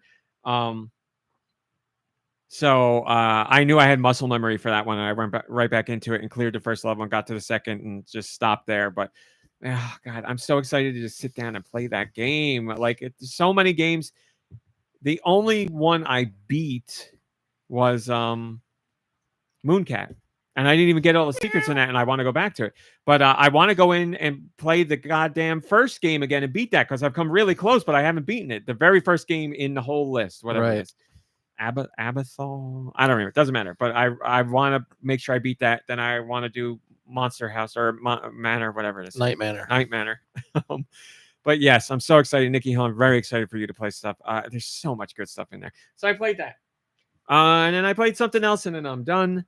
I didn't tell anybody that I played this because I was excited to talk to you about it too. I've been playing Ninja Gaiden Ragebound, the brand new Ninja Gaiden 2D side scroller. Is Jungle Rat Rob in it? So he far dies in the second no. one. So far remember. no. But in this game, there's a part where like you're climbing up something and like all enemies start changing from like the monsters and weird alien creatures that are Ninja Gaiden to like you see there's like military paraphernalia around, and like then there's like a helicopter, and then somebody mentions like looks like the army is. I was like, oh my god, is this gonna be Jungle Rat Rob? And like a CIA guy met up with me and took me away somewhere. Nice. So I'm like, maybe he'll be here. But I was like, there was a little glimmer of hope that Jungle Rat Rob would actually be in it. Remember, but he might die in the I don't second remember Ninja either. Gaiden. I think he dies at the end, but I don't really remember. But Well, I got great news for you. Spoiler alert, because of where this takes place, he could be in it. it's a prequel or something? How much do you mind spoilers for story content in this? Not at all in this case. The first level is so cool because you play the beginning of what happens before the beginning cutscene in Ninja Gaiden. So, the orange ninja and the gray ninja are like running at each other and they jump in the air. Classic. You play the whole stage of how, and I didn't realize that at first. Like I knew it was I saw the color of the ninja. I was like, oh, like the guy from the beginning. And you go through the whole stage And then it wasn't until like the very last second where I was in control, where I walked out into a field and I was like, this is going to be the beginning. And then it went into a cutscene. And I was like, this is so cool. What a great That's idea. really cool. So it starts off with you learning basics of story and whatever. And then it goes right into that cutscene and the guy dies. I was like, what a cool way to start the game. So you play the ninja that loses that duel in the Yes. beginning, and then Yes, you you do. take over. You take over. You are not Ryu Hayabusa. Ryu is... You're two different characters, right? In this? Yes, but the game starts with you working with Ryu. He's somebody that's training you. So he takes you through the tutorial level, and then Shovel goes down and he leaves, but then Shovel goes down where you are, and he's like, I think you can handle it like here. So he goes off to America to do something, and you're behind. And you have moves that you don't have in other Ninja Gaiden games, which I like. There's like a expanded move set and some cool ideas, and some enemies will have like a sparkle above them, and if you hit them and kill them, that grants you like a one-hit kill on pretty much everybody. So like the next enemy, whatever it is, you can go in, and it lasts for like a short amount of time, but you can go in and take them out right away. And it's still got, all the crawling up walls and hanging on ceilings. And this is the full game. This isn't a demo. Yeah, it's out right now. It's just launched. Yeah, So I that's was the going to one say, thing. here How are my challenging. complaints. And these are my complaints. Not hard enough. It is not hard enough. When think it's a perfect example. You said you brought up difficulty of the game because we all think of Ninja Gaiden, the original trilogy, being very ridiculously hard, probably too hard. I only think of the first level because that's all I've ever seen. So So if this it's a game- little bit easier than that, I'm all in. This game, as far as baseline goes, it is cranked way, way, way down. Like you're gonna be totally fine. Maybe like a boss fight, you might like die once or twice. That sounds like my kind of game. I haven't died at any of the boss fights. You might not die because or you might die once because you're like, you don't know the pattern, and you're like, okay, I know the pattern. Or because I have to look at the controller to see what button is that's a X. new thing. Yeah, that's a Because my brain doesn't brain. Is it stage based like in the classic versions? Or yes, is but it doesn't do the stage Metroidvania? intros. It's stage based, yeah. But you go after each stage, you go to like a world map, but it's not really you move. It's just got like a timeline. It'll say like 1-2, 1-3, 1-4, and as you scroll down the list, it shows you where in the world it takes place.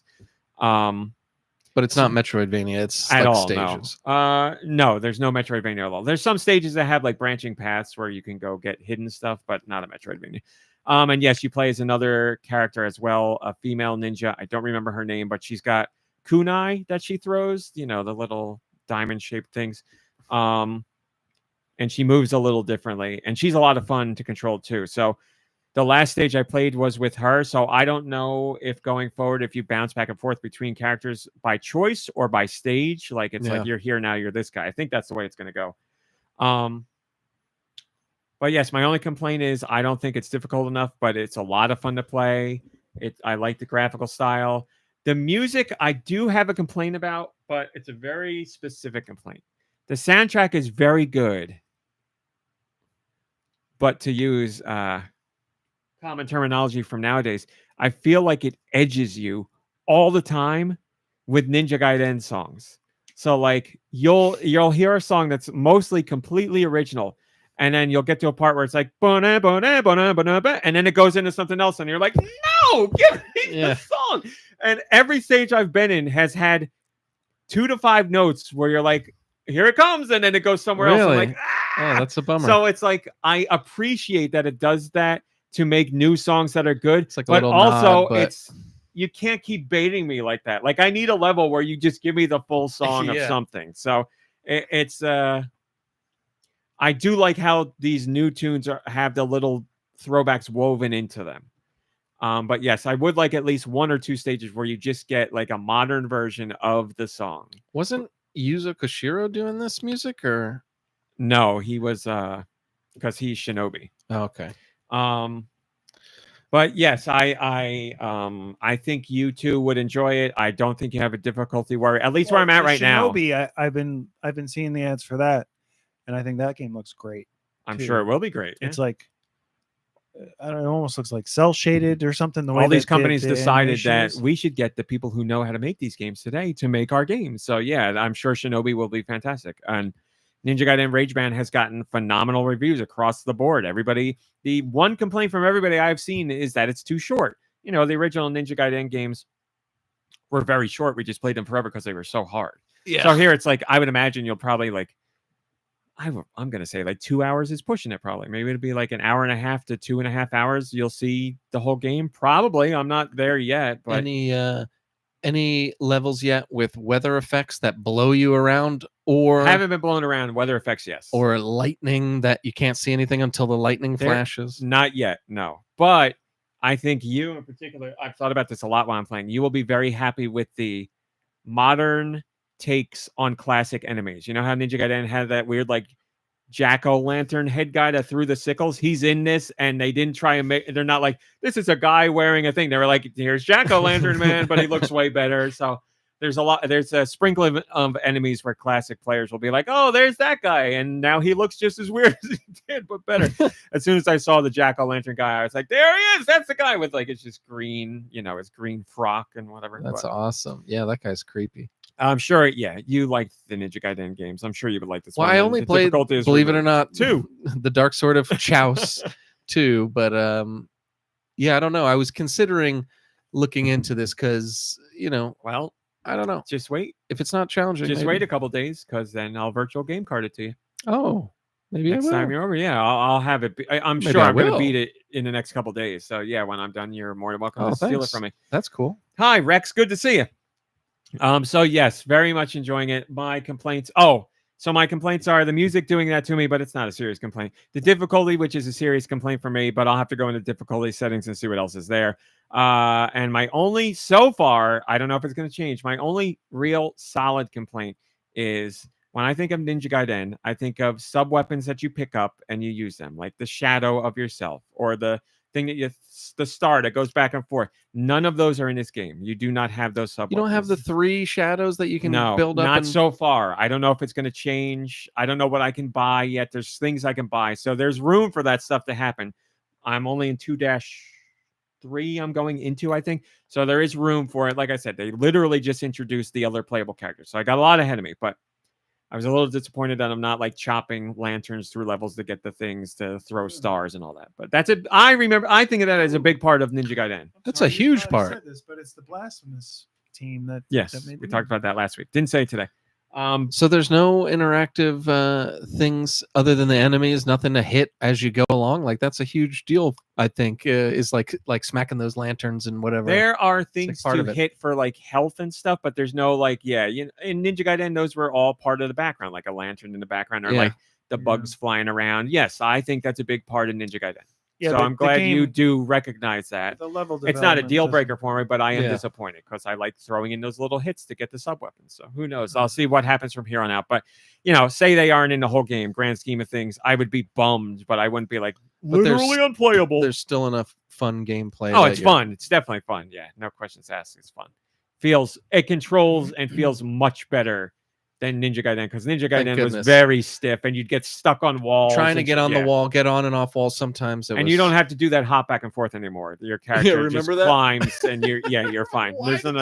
You'd get stuck on a wall and you'd have to make a jump and turn around and you try and hit the right button and he just falls off the wall. There's none of that here. I've done that so many times. It's funny. Ninja Gaiden.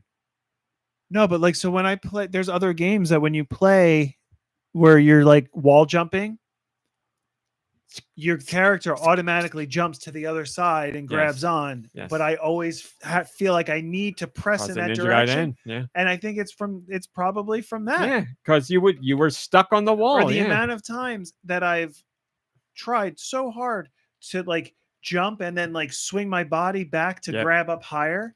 I should have led with this. Yes, that is not a thing in this game. You are free, climb free, and move freely. You're totally fine. That game is. I remember such original Ninja Gaiden trilogy so many times where I would make a jump and just barely miss and be hanging on, and I'm like, "Oh, I got to do that weird thing where I jump out and jump back in, and I hope I do it right, and just all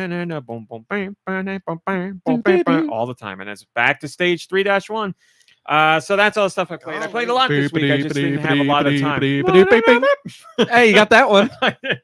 And that was perfectly on pitch. It has to be in my register. It's a little lower these days. So yeah, played a lot of stuff, but excited to play a lot more. It's a good time to be a gamer, and it's a good time to be a Switch 2 owner. Moving on. Questions. Send your questions to GoNintPod@gmail.com. Where? GoNintPod@gmail.com. Maybe I will. They can be about Nintendo video games in general, or whatever the hell. This is from PT. What's a joke that's only funny to you or maybe one other person? I have 3 examples for myself and my brother. Number 1, we combine the direction on a street with its name. For example, we would pronounce West Elm Street as Whelm Street. I kind of like that. There's nothing wrong with that. That's good. Number 2, using and or when it does not matter. On the podcast, Duke communicates with his spiders and or flies. These are good. And number 3, saying the comma and changing the order of something as if it was last name, first name on a list. GN Pod is hosted by Meet Cowboy, Raw, alongside Brain, Mom, Michaels, Deux, and Mountain, Nicholas. I'm down with all of these. I'm totally 100% down with all of these. The first one I relate to. I think we do that kind of stuff. We have, I don't want to say specifically the street name thing, but we have definitely combined names. I do that all the It's time. the opposite. It's the exact opposite of what you do with E-Ring, Elden Yeah. R, and See, the problem is you saying that it's funny to maybe you or one other person, because all of our stupid friends are in the same. We all do the same stupid things and all think it's funny to at least some degree. I don't know of something. I'm sure there are things that only I think are funny, but they're not like bits that I do. yeah. I'm thinking of I'm a sucker in any movie where there's a dummy and it's very clearly a dummy and it's using like an action scene, but I know like you get a kick out of that too. That's funny though. Yeah, like trying to think of bits we do our Fortnite stuff where we give things stupid names, but we all laugh at those. I prefer that where it's just that they're like TikToks or whatever where they're swinging something. They grab somebody and then they do like a quick cut and they're swinging a dummy around. Yeah. We did that. I've seen videos where you've done that. I've got a joke that no one ever laughs at. Let's hear it. No one's ever laughed at this, but I think it's funny. So I'm not gonna force myself to laugh. I'm going to give you an honest reaction. Yeah, I don't want you to. Okay. Well, obviously, if it's funny, I want you to laugh. Yes, but, this will be honest. But please don't laugh if it's not funny. So 2 drunks walk out of a bar and they look up in the sky. And the first drunk says, "Look at that beautiful moon tonight." And the second drunk's like, "You're drunk. That's not the moon. That's the sun." So these 2 drunks are arguing over whether it's the sun or the moon. And this third drunk pops out of the bar. And they're like, "Hey, buddy, can you help us out? Is that the sun or the moon up there?" And he goes, "I don't know. I'm new in town." That's funny. Brilliant. Funny. That's literally the first laugh it's ever gotten. Ever. That's so stupid funny. That's great. I legit really like that. I'm glad that you like it. Yeah, that was one of my dad's that's specials, and like no one ever laughed at it, and I thought it was funny, so I would use it, and no one's ever laughed. I don't. Why? You That must is have funny. told us this at some point. I really like it's- that. Because that's The one I know you've told that I'll never forget is that. Well, I don't want to say it. The one about the clown. clown? That's really long, and and I that's- really like that joke. That one's great. I love telling that joke, but That joke is that could so go- funny. that could go either way. Just because it's so long, like that's the point I think no, of the I'm saying joke your is. sun moon joke is so. I'm glad funny. that you liked it. Now I know why you like the sun and moon kite so That's much. exactly why. God, that's funny. oh my god, it's all coming together. When we were in North Carolina, there was the house next door was. I sent you a picture, right? Yeah. There were people flying kites one day, and I swear to God, Mom Brain like ran to find me, and she was like, "Go sun and moon, there's kite." It wasn't sun and moon, but she's like, "You got to show do." And I was like, "I'm already on it. I was taking a picture." Wait, is that really the motivation between sun and moon? No. No, I think it was just a Maybe. kite. I wanted a Subconsciously. kite. I wanted a kite, and that was there, and it was kind of. Oh, she asked me if you still have that. I do somewhere. I said I bet he does. So. I'm sure I do somewhere. I mean, Time I to wouldn't fly have it. thrown it out. Time to fly. But yeah, there's something about flying a kite, man. I just think it's Hello, Mother magnificent. dear. I think flying a kite The is house next door magnificent. had 3 of them going, and they were all like, what was it, like a bird? And they had there were 3 plane things and that a all Superman. fly. I want to say one was a plane. I'm pretty sure it was like a fighter jet kind of plane. and it was some other animal, but they were really like, it wasn't just like, let's go to Five Below and buy a kite. Like somebody spent money on these kites, and they were really nice. Because when you're on the Outer Banks, you know, some of the houses a lot of houses are very close to each other, and you're there for a week, and you're like, I need something to know where the house is, where to turn to park. And a lot of people will fly kites because they're like, oh, there's sun and moon, that's our house. And you Nice. pull in. So That's cool. but anyway, yes, our bits, we don't have anything like that, PT, because all of our bits are ridiculously funny and we all laugh at them all the time. I'm gonna think on that. I really will think on that. And hit me up on Patreon and annoy me. Speaking of Patreon, oh no. Yeah, I can't think of anything joke or funny related, but the amount of times that I've opened my mouth and people just stare at me happens Priceless. all the time. George, did you know that you could join the Patreon For $1. for $1? Giant Reggie did. For $1. That's like 2 lines. Giant Reggie did, and they asked this question: did any of you have bagged milk in elementary school, or was it only cartons? I'm not talking the larger bags of milk that Canadians buy from grocery stores. I'm talking about single-serve square bags of milk where you had to puncture it with a sharp straw in order to consume. This has been a reoccurring topic of discussion with people who grew up in the 80s, late 80s and 90s, and I must know the podcast crew's experience. People who only ever had cartons are often incredulous of the idea, while those who experience the horrors often have nightmarish flashbacks to their 6-year-old self exploding milk onto themselves. Thank you, and always love the show. Well, we love you, and we love your question. That sounds We are like not a, bagged milk people, right? That I was sounds gonna like go right to- whatchamacallit. Huh? Capri Sun. Mm. Sounds like a Capri Sun, but just with But milk. I'm right? imagining like a Ziploc bag-ish I- kind of I'm- milk Well, no, but bag. they said it's like a picturing a pouch really that you puncture it bad with bag, too. with right with a straw. Single serve square bags of milk. So I guess it's like I just similar don't to know a how do Capri they Sun. store them. Yes, we were all milk cartons here, definitely. Yeah. When you said bags of milk, I immediately went to Canada, like you said, but apparently this is different. So none of us have experienced this, and I would say we've not heard of it either. Never heard of it. I'm gonna look this up. Yeah, we never had bagged milk at all. It was all Lunch cartons. bag. Are we sure it wasn't like salad dressing? Something is wrong with this milk. Gross. Oh my God, look at it. Look at this. This is horrendous. They all look like this. Oh, it's a bag. That's not a Capri Sun. Yeah, I don't like There's that. another one. How do you? I don't like that at all. Oh my goodness! Oh my God. It's like That seems imagine like a cereal bag, but obviously much smaller, and then there's milk in it. But like Those At least the a kite Capri gifts Sun- in there are so a good. Capri Sun gives you a spot to puncture. This is just like you can go straight through. Just pray. Yeah. That's hi Zikamuto. Good to see you. I'm sure somebody had some sort of method in school where they're like, I know how to get That this just chocolate done. milk but- looks so good. Is this from the United States or is this another country we're talking So about? Giant Reggie, wait a minute. Am I having a Giant Reggie said that was my childhood. Giant Reggie is in the chat right now. Yeah, Giant Reggie. I was going to ask, are you in the States? If you don't want to get that, yes. He says it's in the States. You don't want to dox yourself. I want Don't to. tell Yeah, us I want which to ask what country you're state, in. but don't say. Man, that's Pennsylvania. crazy. Oh, Pennsylvania's so close. That's crazy. Oh my God. Let me ask. It's not close at all. Let me ask my brother-in-law. Let me ask. Yes. You guys And got your ShopRites brother- out there? And your brother-in-law could talk to somebody he knows from Pennsylvania and find out. He's just a historian of all states.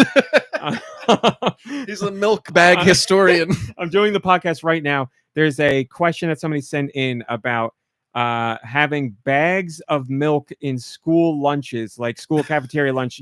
Got like a little baggie of milk instead of a carton of milk, and they are from PA, and so it's a PA thing, and you're a PA person. So I'm asking you, is this a thing you've experienced as a kid in school, or you know of from being a young child in PA?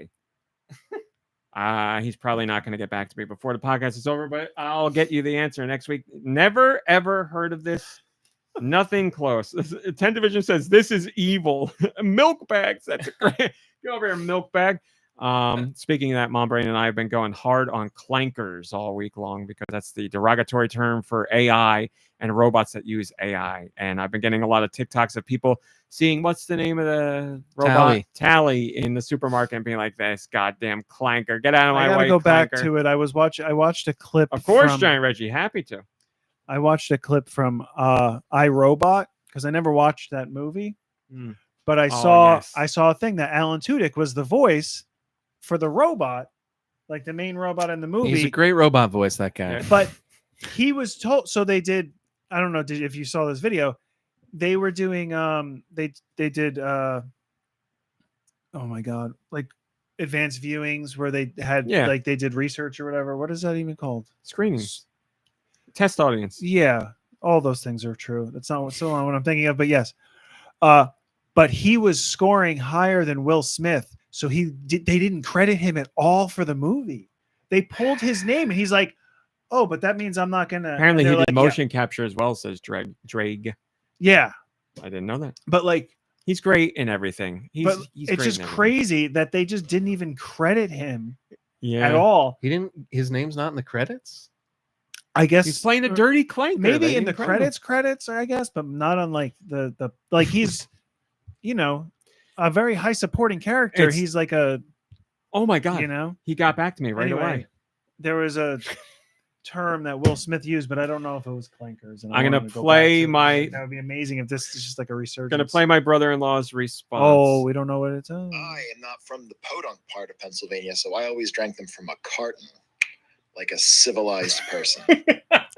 Man, it's Pennsylvania. Very sorry, Giant Reggie. Firing on Pennsylvania. There you go. You got your answer. Nintendo just shots fired. That is funny. I got some really exciting news to tell both of you about my sister and him. I cannot talk about it on the show. Big secrets, but it's very exciting stuff. So she's going to be single soon? That's the news.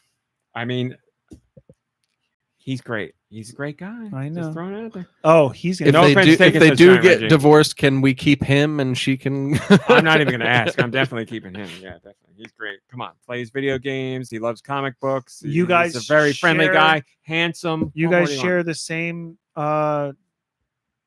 RPG story? We do. We crafted the same story. It's true. It's almost like your sister's married to you. My significant other's name is Dan. His name is Dan. So come on, it's easy swap. Easy swap. That's kind of interesting. But anyway, that's all we got, people. Somehow we managed to do another 3-hour show, even though we don't have music or any of that. So yeah, how did we do that? I don't know. Me probably ranting about match game. And me talking about the video games I've played for an hour. Celebrity match game. Look at those moon pies. Oh my God. Mom Brain's mom was in my office yesterday, and I have a little shrine to moon pies. And she goes, "Do you like moon pies?" And I go, "Yeah." And she goes, "Oh no, they're terrible." And I was like, "No." I was like, "Get her out of here, Mom Brain. She's got to go home." And she said, "They're so dry." And I said, "Well, I can't argue against that. They are. I just like them." So if that's her complaint, then I want to know how she would describe the texture of a Krispy Kreme. That's how I would. She doesn't know. She doesn't know the meme, so I'm very interested to see. Anyway, that's it. We're done. Well, you'd think that, wouldn't you? But there's still one thing left to talk about. What?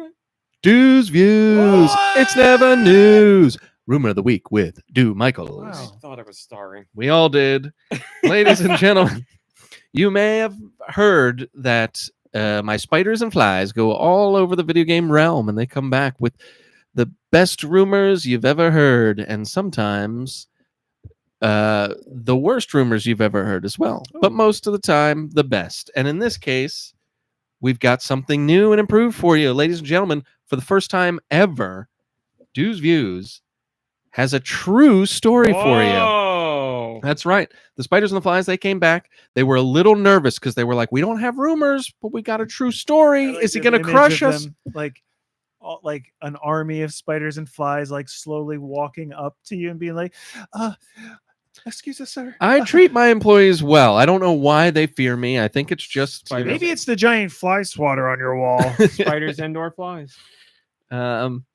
So here's the true story. This is true. Take it to the bank. Here's the true story. This is true. So we spoke earlier about some patents that that Nintendo had, and one of the patents was for a crank on the Joy-Con of the Switch 2.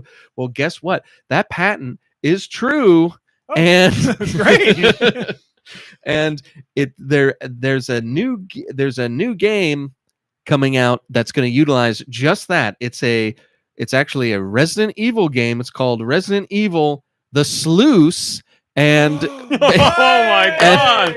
basically, you Wow. take control of either Barry Burton or Natalia, the famous Natalia, and you go around fighting zombies, zombie hordes, and all that. And you also use the crank on the controller to open and shut the zombie sluices, ladies and gentlemen. So get ready. I'm very happy we learned about that one. That is a day one purchase, definitely. Yeah. Can't wait for the remake. Yes. Yeah, I'm looking forward to that. Do we have a date? Yeah, I thought about that too. What are you buying? Nice. I'm nice. buying Resident Evil.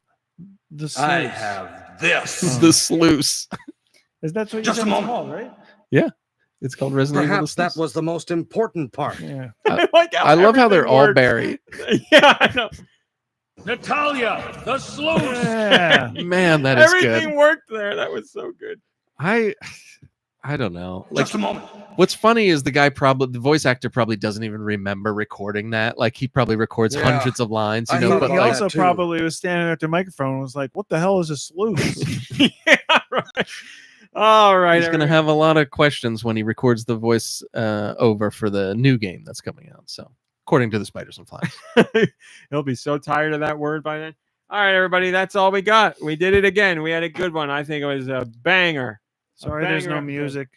Oh, it's whatever. We're over 3 hours. We got anyway. you back. That's right. We'll leave. It's the We'll sweet- lose music in every episode if we It's can the- have one You're more. the with Nicky sweetest Hill. song we've ever heard. Oh, that's good. Oh, I don't All right, know when I'll everybody. be back, but enjoy your weeks. Thanks for watching. Oh my Thanks God. for listening. Goodbye, everybody. Goodbye, everybody. Thank you. don't want Aftershow. Yeah, people why just- do you always do that? You're like you're positive, and right at the end you're like, here's something Well, depressing. no, I'm not Goodbye, going to be here everybody. next week. I don't know. But you'll be back. You could be like, I'll be here in 2 weeks. There you go. That's positive. Maybe. I hope so. I hope so. Or maybe don't. I mean, that's or what I maybe say. don't even Listen. bring up that you're not going to be here. Yes. We gave you a compliment. We called you a beautiful song. Yeah. And then you're like, well, the song's over, baby. Yeah. Next week. Sorry. Concert's done. The tour is No over. encore here. No encore. Listen, anytime I say goodbye to people, I try to say that, hope to see you again because we never know these days. Whatever. You do you. Not being negative. No, that's not negative at all. Certainly. It's very uplifting. Hope to see you again Yep. because we never know these You days. never know. We might be dead, and that's never not negative know. at all. Wagon wheels look really good. I'm looking at them now, and I got some raspberry one, or as they say in the UK, frambuesa. We have frambuesa here too. Frambuesa. And they look. I mean, I love a moon pie, so I'm down for a wagon What wheel. is this? A moon pie beverage? Oh, it's a beer. Oh, I got really excited. Well, I'm glad it's a good beer, Zikamuto. Man, I would drink a moon pie drink. Come on, a moon pie milkshake. Oh, there's something we could do for after show. I had the Dubai chocolate shake at Shake Shack, Oh yeah. and it was delish. I did shit myself afterwards, but as far as I That's know, just that because was. you put something in your body. I mean, I guess I haven't had like that amount of liquid dairy in a very long time. Yeah. So that was probably, but I would have it again. It was definitely worth it. But Did it taste different than a regular chocolate shake? it did. Yeah. It had like it had a little bit of pistachio flavor, and it had the flakes. whatever. The So shreds basically, they in said it. somebody said it's like phyllo dough that's just shredded really. It was really good. It was legitimately really good. I would get it again. It's a limited time one. I was going between that and the campfire s'mores shake. Campfire beef. Wait, don't Campfire let's not talk- chicken. Oh, I had a I camp- remember. I had the And campfire. remember. I think I had the campfire one. No, there's a coffee one. Maybe. Blinded, you are 100% right. Dubai chocolate looks like cow poop. I And agree with remember, that 100%. we don't have Dubai chocolate, but we have Des Moines chocolate, Dubois chocolate. I don't know. I'm trying to think of like a middle America town or something. Hershey. Yes. We could just say Hershey. Well, he's trying to think of a do. Sorry. Dubai, Dude, Oh, Dubai. dude. Des Moines. Oh, gotcha. Wasn't that There great? could be a buy if you could think of a buy. Mr. Mark would have done it better than I me. need more time. You want to let's see how much TikTok is listening. Mr. Mark, Cracker Barrel, Mr. Mark. It sounds like You sound like him. Mr. Mark, Cracker Barrel, Mr. Mark. Remember, Mr. Mark, Cracker Barrel. All right, let's. A campfire beef, campfire chicken, be an ambassador. Cracker Barrel. so funny. Because you like Mr. Mark, and I'm playing all his greatest hits. All right, I'm gonna open TikTok and see if Mr. Mark comes up. Please, that would be so funny. No, got a dog yelling at a cat. I'll give it 3 chances. Nope, nope, and nope. No, Mr. Mark. That's a shame. Oh, I love Mr. Mark. I think I just record a new Mr. Mark on my phone? Damn it. I Something for did. Mr. I do Mark. have him. I haven't sent this one to the chat yet, dude. So you're gonna hear it in advance.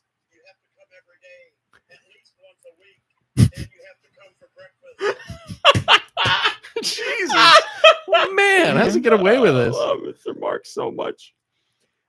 He's lately he's really been pushing the like, don't just come to a Cracker Barrel once a day, come twice a day, and to get the shareables. And I love a man that's passionate about his job, and especially when it's something stupid like Cracker Barrel. So good for him. Brings him joy and happiness. His numbers and followers have been going up. Mr. Mark is making some headway in the social media space. So. Good for him. He seems like a good guy. Yep. I also love that on almost every video he does like the face filter to make it look like he doesn't have wrinkles. Oh, I love it so much. Look closely every time he's got a face smoother on, because there's certain videos where there was one where he was like in the pool and it was too sunny and you see like his actual face. He looks the same, just with more wrinkles, but he's always got that filter on. Anybody else? Anything for after show? Or are we done here? Yeah, I don't know. You got a question here, Nicky Hill. I answered it. Oh, you did in text. Oh, sorry. Nicky Hill is William drinking asked how the root beer ice cream sundae, zero sugar, A&W root beer ice cream sundae cola is. There cola? you go. And Drink. remember, And you said it's pretty good. I like it. Yeah. It's a mild. may I? There's if sweetness. you want one, you can have one. It's not like a overpowering sweetness, so it's just like a nice, Smells good.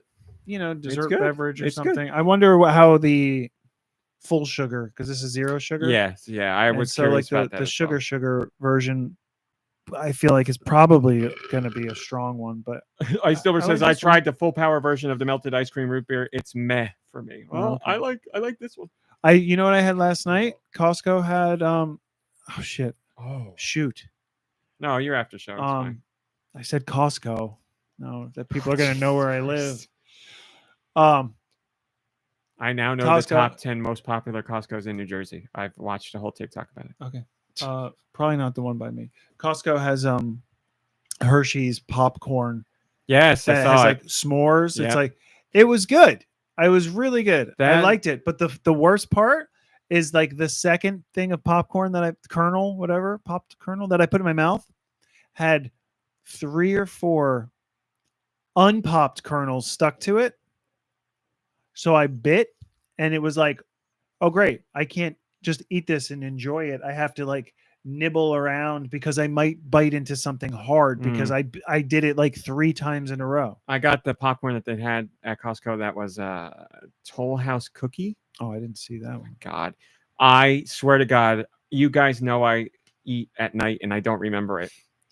I woke up one day and I had the bag next to me and it was empty. Oh no. And I was like, what happened? And when I went to go pick up the bag, my hands were covered in chocolate. Covered. Because it's like a chocolate drizzle that it heats up like instantly. Yeah. It was like Oh no. muddy hands. I was like, this is crazy. I just at night was just like, more. And you're more, just gone. asleep when you do that? Like you don't remember anything. All right, so I wasn't going to dig my hole any deeper, but to prove that this is a real thing that actually happens, and I do not remember at all. You set a camera up? Mom Brain just this week was like, you clean up that mess in the bathroom? And I was like, what are you talking about? She goes, in the sink? What did you eat in the sink? And I was like, what are you made an ice talking cream about? And she sundae in goes, the sink. that wrapper in the sink? And I was like, Mom Brain, whatever. Danielle, I literally have no idea what you're talking about. And I did what I always do. I said, hand to Buddy. I'm clueless. I have no idea. She's like, go look in the sink. And it wasn't there. So I had thrown it away, I guess, and also forgot that. She goes, look in the garbage can. There was a Bobo's wrapper in. So I must have like gotten up to pee and like stopped at the kitchen and grabbed a Bobo's and like ate a Bobo's while I was peeing and left the wrapper in the sink. And you have no idea you're No doing recollection at all. this. Do you None. remember peeing? Like, do you? No. This is like a thing for people. Like, Hi, Jovial. Good to see you. I'm pretty sure there are people that have like locks on their fridges and stuff. And you're like sober. Like there's like yeah. no, like there's nothing else happening there. It's just a guy who stays up till 6 a.m. Yeah. and wakes up and eats and pees and doesn't remember it. Well, yeah, that's why I'm like That's meticulously crazy. weighing myself to make sure like I'm still where I want to be because I do this. But like now, like before I go to sleep, I'll make a point to be like, when I'm falling asleep, I'm like, remember, when you get up, like acknowledge that you're getting up. Like you must be feeling hungry. Like I'm just like, pay attention. And I've been waking up like voraciously hungry. Like, so I'm like, okay, something's happening. I'm making myself realize I'm here and I can go back to sleep, but I have to do it every time because I've done that and woken up and been like, okay, this is a moment and I'll remember the moment. And then I'll wake up later that day and I'm like, shit, I fell apart later. But like also if you're that hungry, you gotta. I'm hungry 24/7 all day long. And it doesn't matter how much I eat. It really, I'm not trying. It's not a bit and it's never changed since I've been on this diet. I could eat all day. Mom Brain bought that sugar loaf from Costco. I could plow through that whole thing no problem and go right to something else. Like when I used to eat what I wanted, I would just eat all the time, but it was mostly bread. Like I'd put away a Freshetta pizza like in 15 minutes and then I'd have like a roll after that and like one of the milkshake drinks after that and then like Cheez-Its. Like I just go all day. I just wasn't paying attention to it. And Snapples and sodas. I feel like that's not healthy. That there's something going on that you're just hungry that much all the time. Well, what I've so no medical explanation yet, but for what I've heard from my mom and my mom's entire side of the family, they all have dealt with that same thing and feel that same way. And doctors have been, there's no like it's your genes, it's your Scottish heritage. It's your sturdy type of person built to last through long winters and all that stuff. They've never medically gotten any explanation as to what it is. They're all just like, it's your genes. And this isn't being said to be mean. They're all of a bigger size and they've all struggled with weight loss and they're all, so it's just our family. My dad is the complete opposite. My dad's, what do you call that? Metabolism is like crazy. And he'll eat, but he'll like I don't have the thing where I can take like whatever I'm eating all of it. Like there's not going to be leftovers. It's going to go, but he'll eat like a normal person and be like, oh, I'll have the rest of this tomorrow or something. Oh, like I've never understood how there's like you go on a car ride and you bring a bag of like pretzels or a bag of whatever. And there's people who will eat and then close the bag. Like what? No, there's still more in there. That's why we buy the single servings of chips because I'm like, you never open up a Doritos bag and you're like, a serving is 12 chips and you eat the 12th chip and you're like, just filled up. Right. Never ever. That's why I have to get the single serving bag. Like this was not part of my plan. Danielle's mom brought this and randomly gave it to me, and I fought so hard to not plow through it in the sitting. So and the only thing that stopped me was I want to make sure you two get to try some of it. And I was like, that's the reason where I can actually stop myself. That was nice. Whether it's fooling my brain or not. I was like, if I want somebody else to experience something, I can stop. Somebody got the pistachios all out of No, I said that to him. They? I said that to him. I swear to God, I counted the pistachios as I was eating them last night. I'm going to say at most I got 4. And that's it. And I was like stopping to look in the bag and be like, where are the pistachios? But they're more expensive. They're the expensive ones. Right? But the rest of it's good anyway. All right, that's Aftershow. We're done. Thanks for watching. Thanks for listening. You're still here. I didn't see you there. But yeah, this same conversation is going to continue. Play some games. Have a great week. Say? Maybe 2. Hang out with friends, play some games, relax, rest, hang out with friends and family. You deserve it. I know that was all wrong. Different order. But thanks for watching. Thanks for listening. We'll see you next week. Goodbye, everybody. Smash that subscribe and like everybody. button. Goodbye. I really